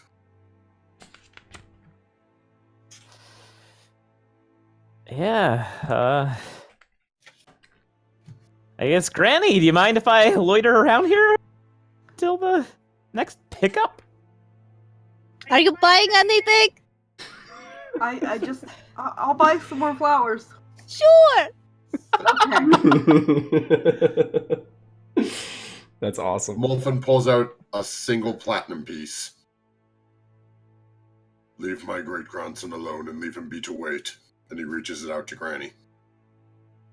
Oh, that's so sweet of you, dear. Thank you. You can stay as long as you need. Thanks, Gramps. Oh, I have to exit. Hold on. These younglings only care about one thing, money. Yeah, young. I also have a shop to run, so money goes a long way.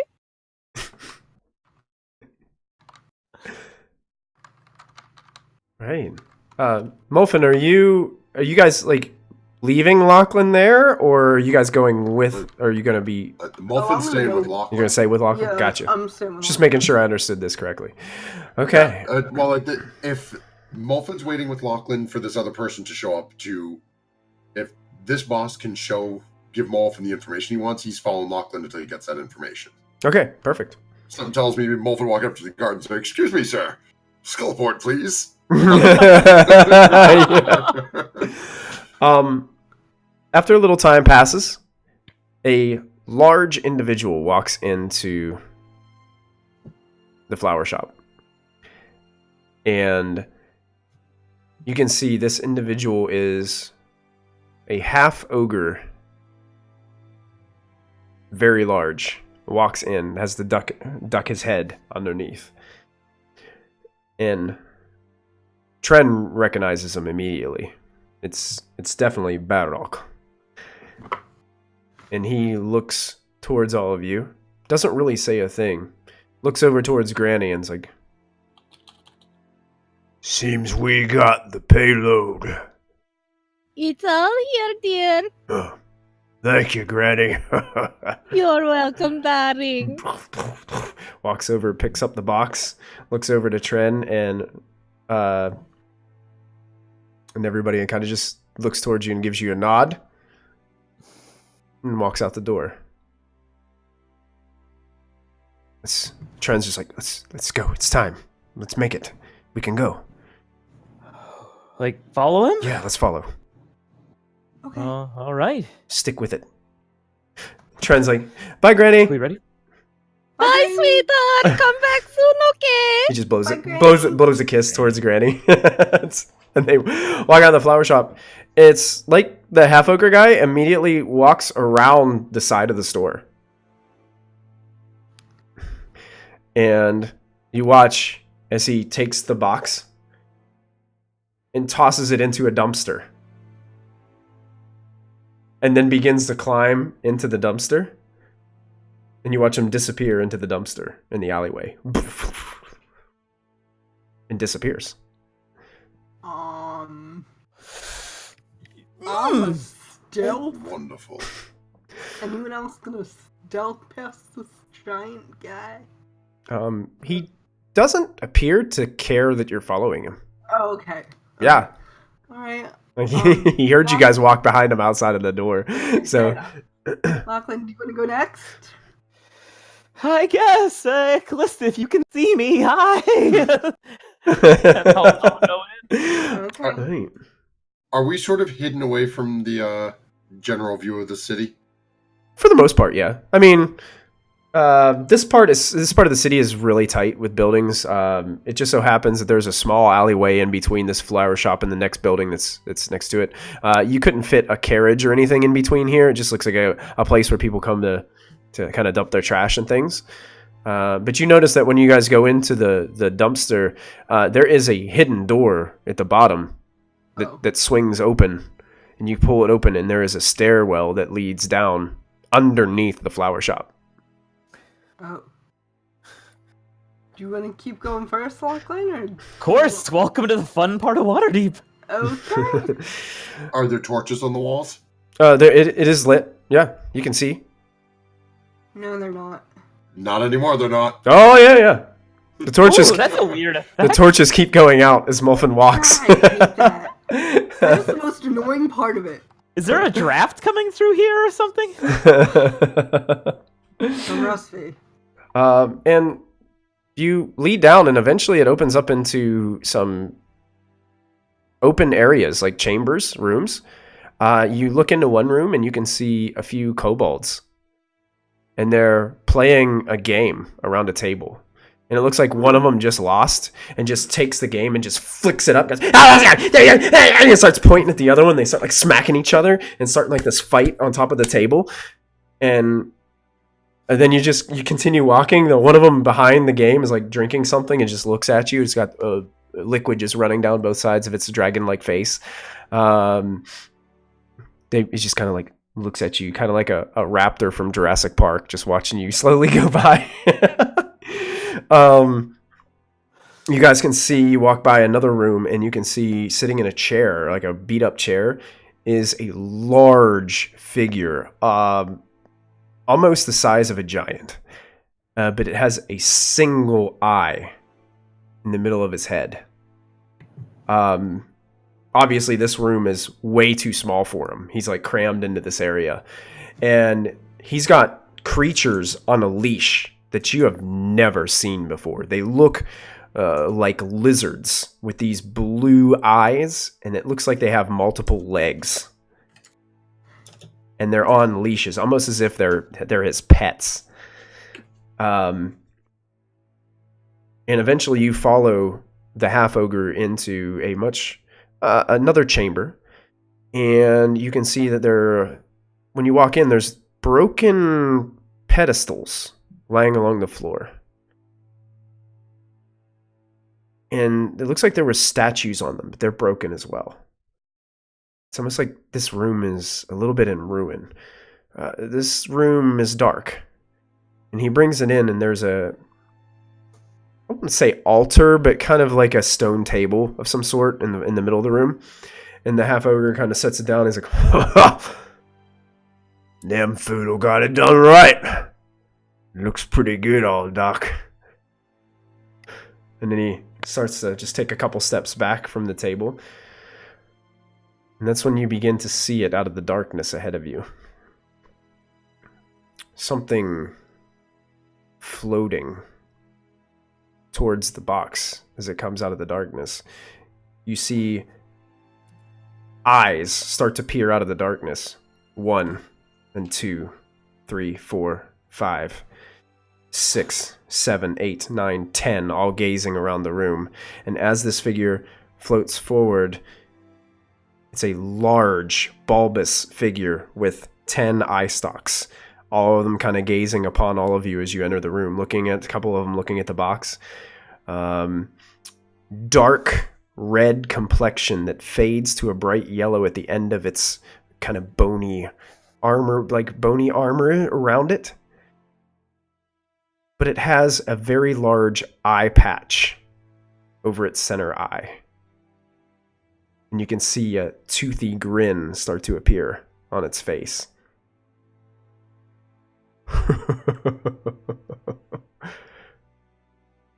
He did a wonderful job. Oh, and we have some guests. He's like, yeah, they followed me from the shop.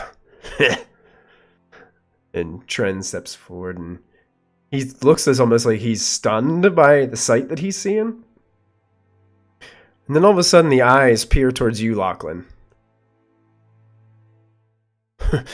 You may never have seen me, but I've seen you, Locke.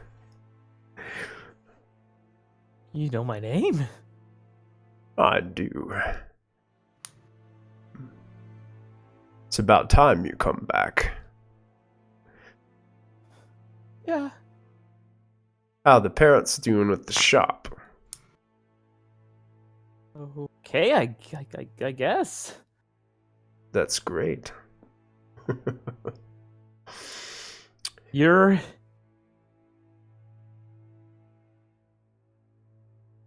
I'm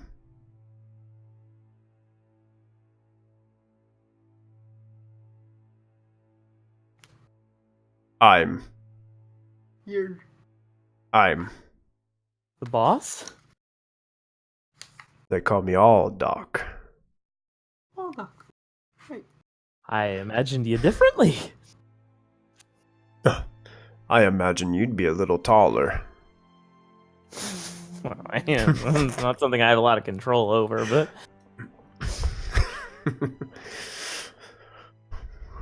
And he kind of floats around this table looking at this chest. And he gestures to the half-ogre to come over, and the half-ogre like opens it up and he inspects inside and things like that. Oh, this will do perfectly. This is exactly what I needed. Go make sure the rest of the arrangements have been made. And the half-ogre's like, yes, will do, boss. He just trudges, kind of just walking, kind of ignoring you guys, just walking right by, back through some of the passing halls and chambers that you walk through.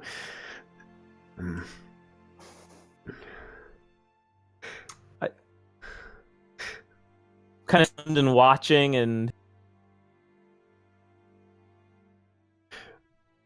Okay. It's weird because the eyes never stop watching you guys. Like one is always looking at you. No matter where, if its back's turned towards you, whatever. So, can we leave now? Before we leave, hey boss. Yes. If you know me, then you know the debt, right? I do. Your folks owe me quite a bit of money for that store they've got. Yeah. I was happy to give it to them. Yeah, very generous of you. It's a shame what happened. What do you mean it's a shame what happened? You know, the fact they owe so much, but you know, I'm actually, I've been busy and I can help with some of it. Oh, you have some payment. And at that point, I want to take basically all of my coin purses and drop them on the table. Oh, wow, Lachlan, you've been busy. Real busy. That's why I've been missing. I mean, you know, I haven't been around here, but I've been up to big things. He smiles, big, sharp, pointed teeth, drool kind of starting to leak off the sides of his mouth as he says, Lachlan, I am very impressed and very proud. I must say, you've done well. Unfortunately, this is not enough. Oh. Are we close? Perhaps you can help me with something, and then I can forgive it. Really? Yes. You see Balak there, we've commissioned some other work. And he gestures towards inside the box. Your father helped me to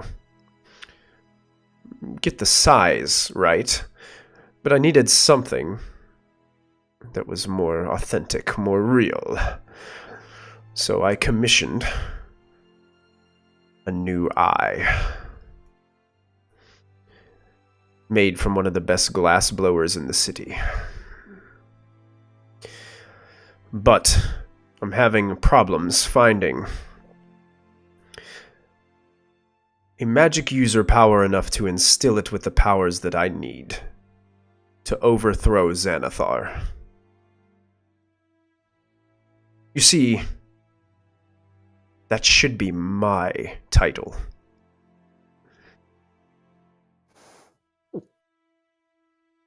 And with yes, boss. And with this wretched thing, and he gestures with a couple eye stalks towards his eye patch. With this wretched thing, I will never be able to take him on.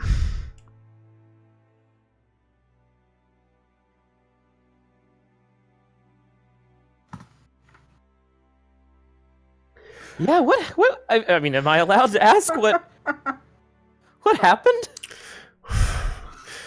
You know, Lachlan, it's a long story, but I'll tell you. You see, I was born from Xanathar himself.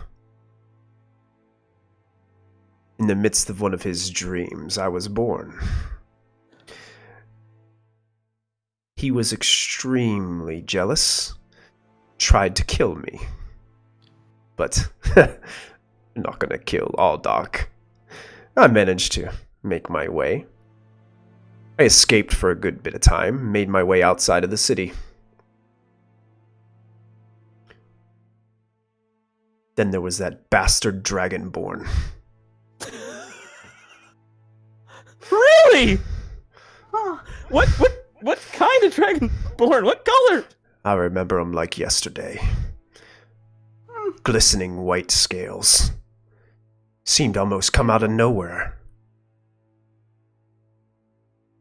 And he took my eye. And now I'm left, scrounging, trying to find my true power. Like he just plucked it right out? You don't say. I still don't know how it happened. It happened so fast. But I tell you, if I ever see that Dragonborn, I will turn him to dust. I've never seen a dragonborn that fits that description, but I'll let you know if I ever do. Never seen a Dragonborn. It's rare. Yeah. So you said you need a powerful magic user. Yes, the goal is to imbue my new glass eye with the powers to dispel magical effects. Much like my old natural eye was able to do.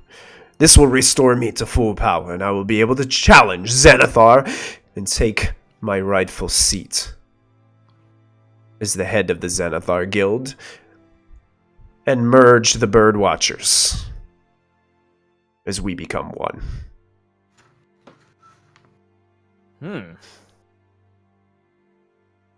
What's funny, boss, we may be looking for powerful magic users too. Oh, really? Well, it seems that our goals align. I don't know. We've been thinking of going to Skullport and doing some shopping. Is it? Oh, Skullport, you say? Oh. Yeah. Everybody knows where that is, right? And once I'm the Xanathar, I will have a hold on it.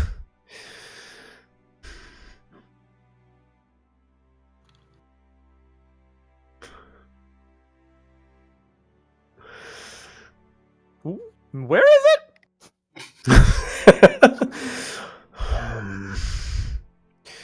It's beneath Undermountain. But there is another way. If you go out past where the fishermen do their work, outside of the I'm finding the gate, I apologize. Outside of the west gate. You can take a small boat or vessel south till you see the part where the rocks peer out from the water. The waves crash up against it violently. It's very hard to traverse, but there are some caves. Follow the largest one to the right.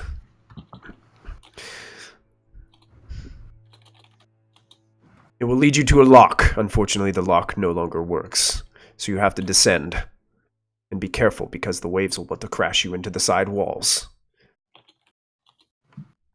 Once you descend, the river will take you into Skullport.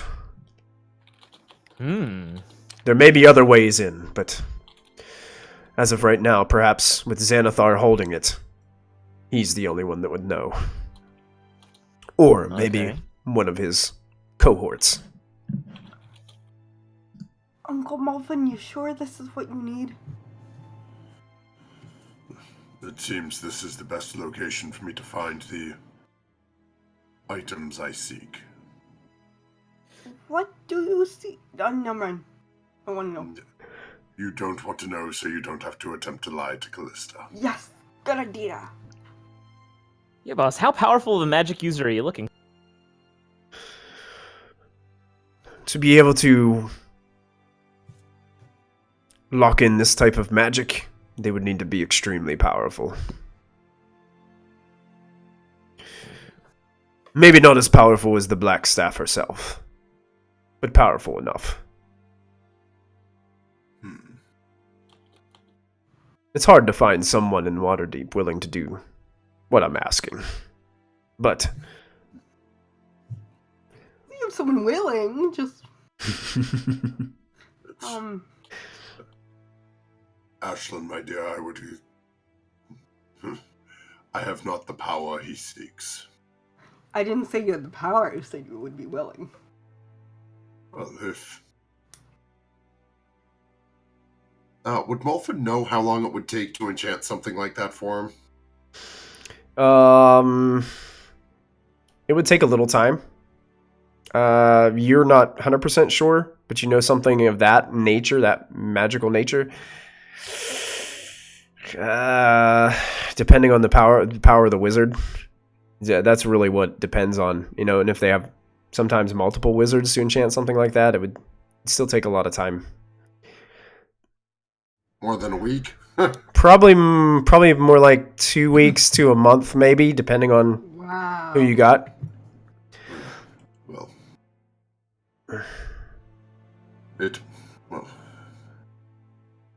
Mulford will sort of look over at Aldok.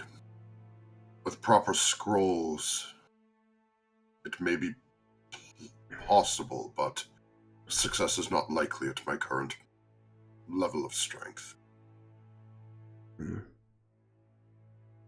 Aldok kind of... knows scrolls are rather expensive. It sounds like what you were looking for is a rather high-level enchantment. Which is why what I seek for at the upper ends of my abilities are rather difficult to come by under normal means. Well,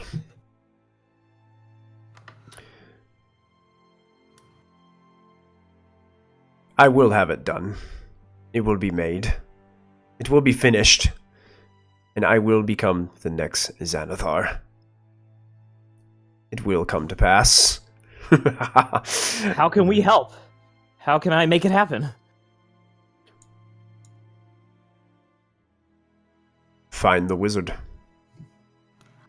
And I will free the debt.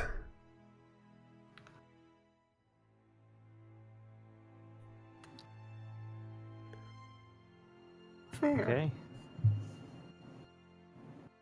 Anyone powerful enough? There's not just one person in particular?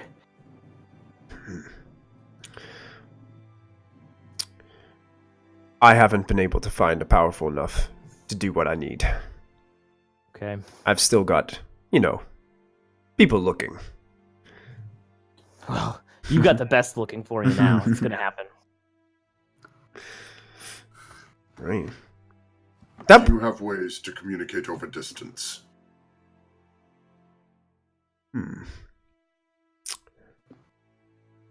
I do. Then I would ask, keep my great-grandson in your thoughts. If time passes and you have still not found someone, let him know. If he has not found someone, and perhaps I am strong enough at that point to aid Namfoodle, I will do it. That sounds good to me. He just smiles his big toothy grin.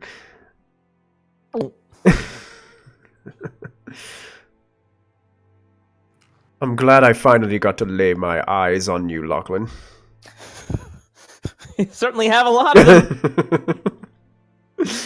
As I'm backing out of the room. Lachlan, you cannot just say that to people.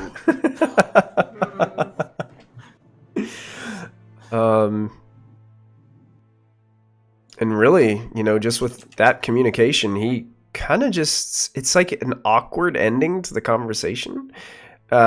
He almost goes into a sadistic laugh a little bit for a little while as he's kind of hovering around this box, and he's just admiring this large wooden eye that's inside the box as it's lays open before him. And then you watch him just abruptly turn around, and a beam fires out of one of the eye sockets towards the corner of the room where there's this pedestal, and on it seems to be some kind of crudely made sculpture of another beholder, and it just instantly shatters, turns to dust, and parts of the pedestal fall over and it cracks on the floor. Backing out faster. You guys end up leaving, crawling back out into the city streets. He is unhinged. Why did you just tell him to? No. I have to do it. He's crazy. Ashlyn, would you like to tell the dangerous, unhinged, floating creature with multiple eyes that just blew something up that you're not going to help it? That's why I stayed silent the entire time. Brock's like, I neither agreed nor disagreed. why can't we ever go someplace where we talk to normal things? I know, And right, Brock? normal stuff. I mean, yes. Brock, let's go get a beer sometime. Just you and me. Okay. We'll talk about shoes. We'll talk about shoes. You know what, and... Ashlyn? I would love to talk about shoes. I'm just. Okay, fabulous. I'm at that point. I'm just there. Yeah. That a good shoe conversation, one-on-one shoe conversation is just what I need. Trent's just looking at this and he's going, "What?" Yeah, it's like. Is Brock cute? Brock is a little, like I said, it looked like his. Well, I think Callista fixed it, but it looked like his nose was been broken. But I think she straightened it out a little bit for him. Yeah, I broke it, then I fixed it, then I broke it, then I fixed it. Yeah, I think I broke it twice. Yeah, you did break it twice. Yeah, fixed it twice. So it definitely sits better on his face. It's probably a little bit bigger than, he's got a larger nose. Probably a larger. I mean, he's definitely not as cute as Tren. I'm still but after Tren. but if he maybe cut his hair, took care of himself a little bit more, he there could be looking at him in the right light. I don't know. It's not gonna happen. But, we're gonna work. I was gonna say after like 5 beers, you won't even know. Yeah. We're just gonna talk about shoes. Maybe strawberries. Something very benign. No, not benign. Benign. Very plain. And yeah. So you guys are out in the city street. What? I need a drink. Lachlan, how much do your parents owe? A lot. Like. I mean, I don't know exactly how much. For the store? Yeah, it's complicated. I think I need a drink after that. Okay. A long one. Are you okay? I'll be good. I just gotta figure this out. Gotta find a wizard even more powerful than Gramps. We know of one. We do? He resides in a tower. City of Evermore. Oh. You talking about the lady? No, not the lady we meant before the boat horrendous heist you idiots tried to pull. Oh my word, my brain has lost me after his last name was last name was Valhero. Valhero, yeah. From Everland. One of the higher ups of the Harpers. He would probably be powerful enough to do this. Do you think he's game for this kind of activity? I mean, we're dealing with that creature. Well, I do not necessarily think he would be game for it, but Callista's gonna kill me. Yeah. Well, at this point, it is best that. But it's for your family, Lachlan. Yes, but how much of what we have done for our family has she, yet to yell at us for? Well, she can't fault you for trying to help out your mom and dad and sister. She doesn't know him. I don't expect her to want to help that thing. No, but you're helping them. Right, but Yeah, I really made a bad. deal with Asmodeus to help me and Lachlan. She has mentioned numerous times she wants to have a rather stern discussion with me over that choice. I highly doubt Lachlan helping this creature conduct a full-scale war and another of its kind in or under the city of Waterdeep is high on her list of priorities. Getting into bad deals runs in the family, huh? It would appear so. But I think best bet at the moment will be to go check in with the two of them. It has been a decent length of time, and Yeah. Okay. I worry about Callista. She is not necessarily in a good place at the moment, but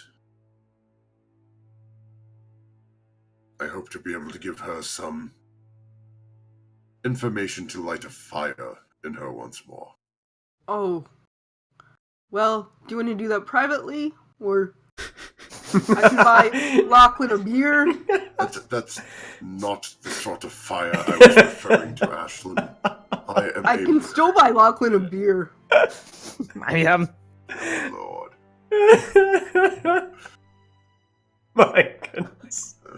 Okay, me, Brock, Trent, and Lachlan are gonna go to that bar across the street from Granny Flowers. And Brock. And I said Brock and Trent, Okay. and we'll meet you there Ugh. after a couple beers and talks about shooting. Well, are we still standing in the alleyway? Yeah. Yeah. Molfen will take a moment and summon Impy back. Oh, no. Be careful with magic. He's fluttering beside you. Hey, has Now, Impy, I need you to be quiet and just stay near them in case there's trouble. Oh, Mm, quiet, you say? Yes, I can say quiet. mhm. And preferably out of sight. And Molfen is going to reach out Mhm. and sort of roughly poke Impy right on the nose and cast greater invisibility on him. He just vanishes.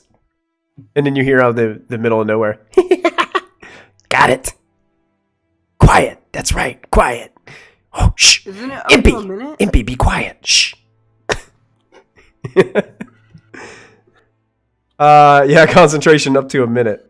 Yeah, so it's not going to last long, but hopefully enough time to get into the bar and for him to get situated somewhere out of sight. Okay. Oh, okay. Because we're literally standing right next to Granny's anyway, so they're going across the street and into somewhere. Yeah, this place that you guys are going is called the Blue Jack. It's just a simple tavern to have a beverage, and it seems like the squad enters. And Molfin's going back to wherever that hospital was. Okay, and Ashlyn, after sitting down and taking your order, all of a sudden this rat appears on your lap. And it's just sitting there. And it looks up at you guys. What is that? And it picks up its hand and goes, shh, quiet. Oh no, I hate you. He's okay. He's just sitting there. Hey. I kind of like. It's like, hey, order me something too. Oh, jeez. Shh, quiet, Impy. Oh. I kind of do this and put him on Lachlan's lap. Yeah, she just moves the rat over and is now sitting on Lachlan's rat. Do I recognize this rat? It looks up to you and goes, shh. Oh, Quiet, Impy, quiet. creepy. So Impy is a rat right now, sitting on your lap. Well, Someone Gramps is start here in talking to spirit. Brock about shoes. Yeah, you guys go into this conversation about shoes. Molfen, you end up finding your way back to Diana and Callista, who are finishing up some paperwork for Anastazious. They've been working at it for a while now. They're tired. Just just a lot of Did they stuff. get my flowers? They did. They did. Your delivery was made. The flowers are next to Anastazious. As some nurses, priests have been in and out, kind of cleaning up the room and trying to tidy up and get things ready for the next steps. When Molfin approaches. Molfin is deliberately going to stay a little back and try to get Diana's attention. How are things here?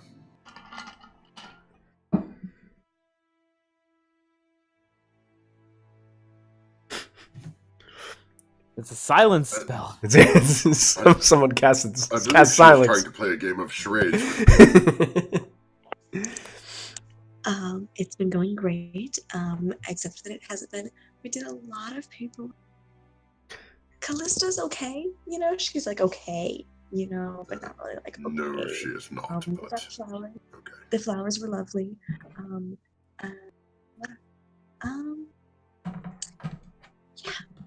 Yeah, Callista's kind of doing that thing, you know. She like, buries it all in, you know. Callista, right? So that's where we're at so far. Is getting to the first wall, 50. Well, Lachlan and the others have dealt with their business for the moment. They are currently at the Blue Jack. a tavern having a beverage. We felt perhaps everyone approaching at once could be overwhelming. That's a good call. Not sure how I was elected to be the one sent, but here I am. Somehow. Yeah. Well, thank you for checking in. I hope that you had a good time. What is the plan for the two of you? When are things proceeding? Callista is seeking arrangements to have Anastazious buried in the Hall of Heroes here in Waterdeep. And we just finished the paperwork and turned all that in for that. And I really don't know. I think she just needs time to just stay in a bed, not move anywhere for a couple of days. Just process. Well, that may be or it may. How close is Callista to us right now? It's really up to you. I mean, she could be just down the hall. She could be just inside the room with Anastazious. She's probably beside Anastasia, so wherever they are depends on you guys could how be far you are. I mean, imagine a large hospital. You guys could be way down the hall in a waiting area kind of thing. It could be something like that.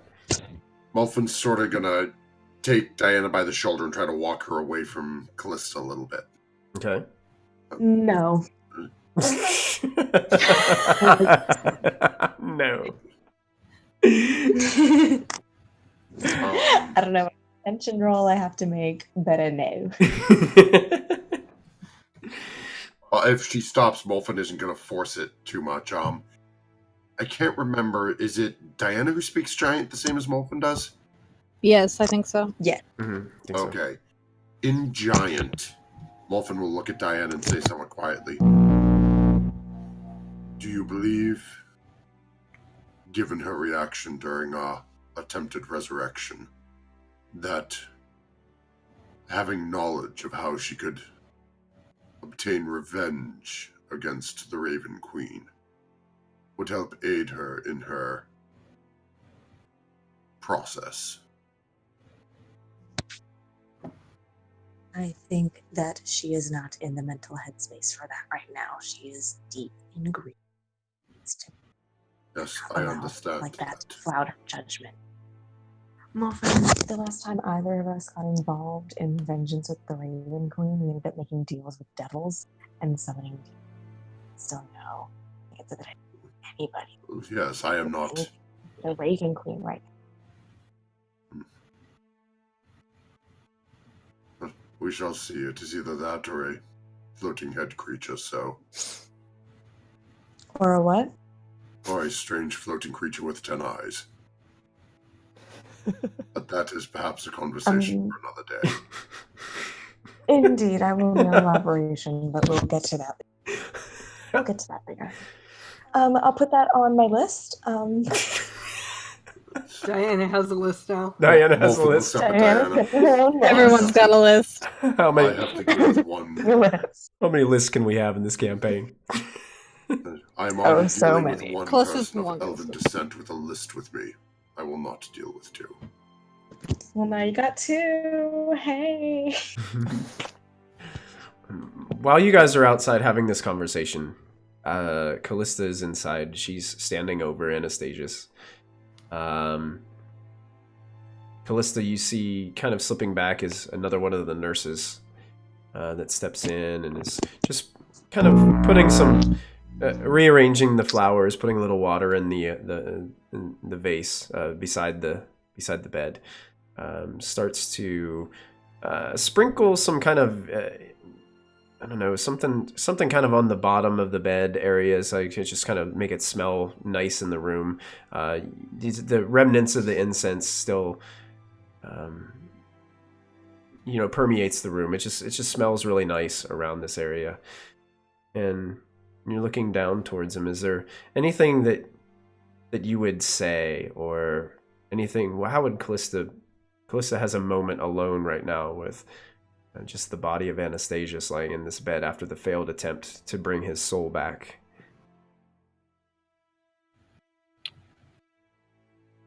I think she would spend a long time of it in silence, but knowing that it's getting close to having to leave his body eventually, she would just she would first light her hand and produce flame. Okay. And then she uses control flame to recreate their dance that they had. Oh, awesome. Under the stars.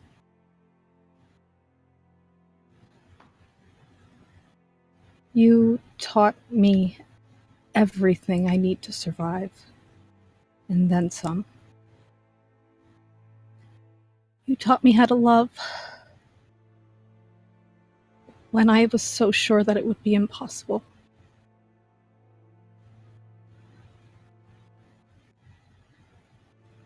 And though I told you what I wanted to tell you, it still doesn't feel like it was enough. I love you,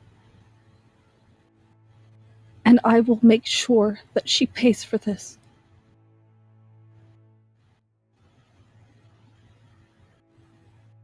You will always have me. And I will give him a kiss on his forehead. And it's about this time that Diana walks back into the room and begins to embrace you. And one of the nurses beside the bed takes the sheet and begins to kind of pull it up. Kind of pulls it up above his head. And that's where we're going to end tonight's session. Well done, everyone. Well done. Oh. Well, a lot has happened in Waterdeep tonight. Wow. Probably the end of the Storm King's Thunder and the beginning of the Xanathar battles. It has become my goal to take you all through every single campaign book that I own. This is so meta. This is so meta.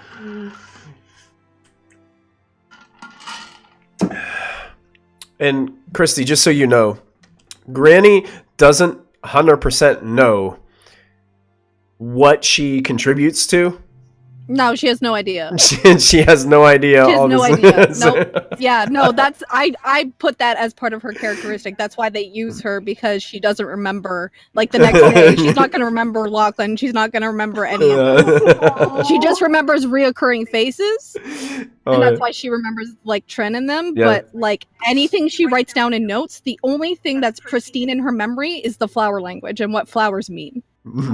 Nice. Wow. That's really cool. I like That's that. the only thing that keeps her memory, like, going. That's fantastic. Yeah. Awesome. Well done, everybody. You know what? We forgot Callista. You have the nat 20, but I don't even think you made a roll tonight. Yeah. No. But you made perception checks for watches at the very beginning, but you know. Yeah, and I kind of forgot I had the nat 20, to be honest. We're just gonna leave it in your hands. Okay, for the excellent role play at the end. I love the imagery of the two the controlled flame images of you That's and my Anastazious. new cantrip for that reason alone. That is awesome. I love that. That was epic. But also, well done, everybody else. Lachlan, we got a little. Lachlan and Ashlyn, though. Yeah. Oh my god, you two. Diana talking to Molfin at the beginning. That was I wrote a bunch of that down. What my best quote tonight? What it do? What it do? That's the title of this. What it do? What it do? I want to turn that into it. I wanted Dorn to Molfin shocked me. Yeah. Threw Matthew for a loop. Because now Molfin knows that Dorn is watching out for him. Mm-hmm. And I'm gonna kind of say that Dorn was probably with those, like, taking those women to get them kind of settled in and finding a place in the hospice that would take care of them, and that he would probably go through all the paperwork to deal with that, because that was probably a mess. Let me know how much money I need to deduct, Michael. I'll look at it. I'm sure probably Anastazious probably had a ton of money that I've already got calculated how much money I have in full between the two of us. So. Yeah, he probably had enough to cover his own funeral expenses, and he wouldn't want you guys to be burdened with that anyway. So, and I'll let this, when Diana dropped the extraplanar entity line, that was pretty good. My real MVP was Sarvin. I saw that coming!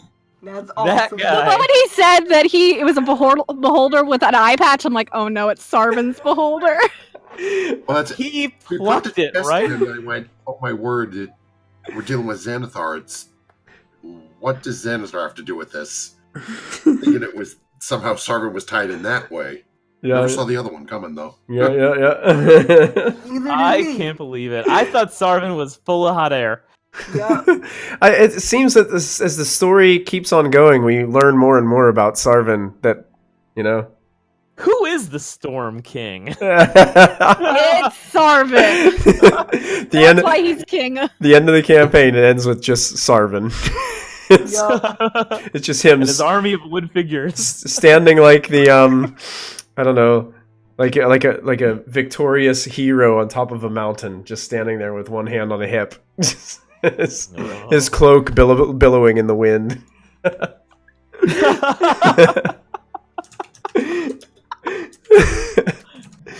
Well, that's awesome, guys. Those of you that hung out with us and tuned in, Victoria, thanks for hanging out with us. You got to see firsthand some of the intertwining elements of what we've got ourselves into. Extended universe confirmed. With our ambitious crossover. Yeah, with our extended universe. Feel free to take it and run with it, other Dungeon Masters, because we love to do that.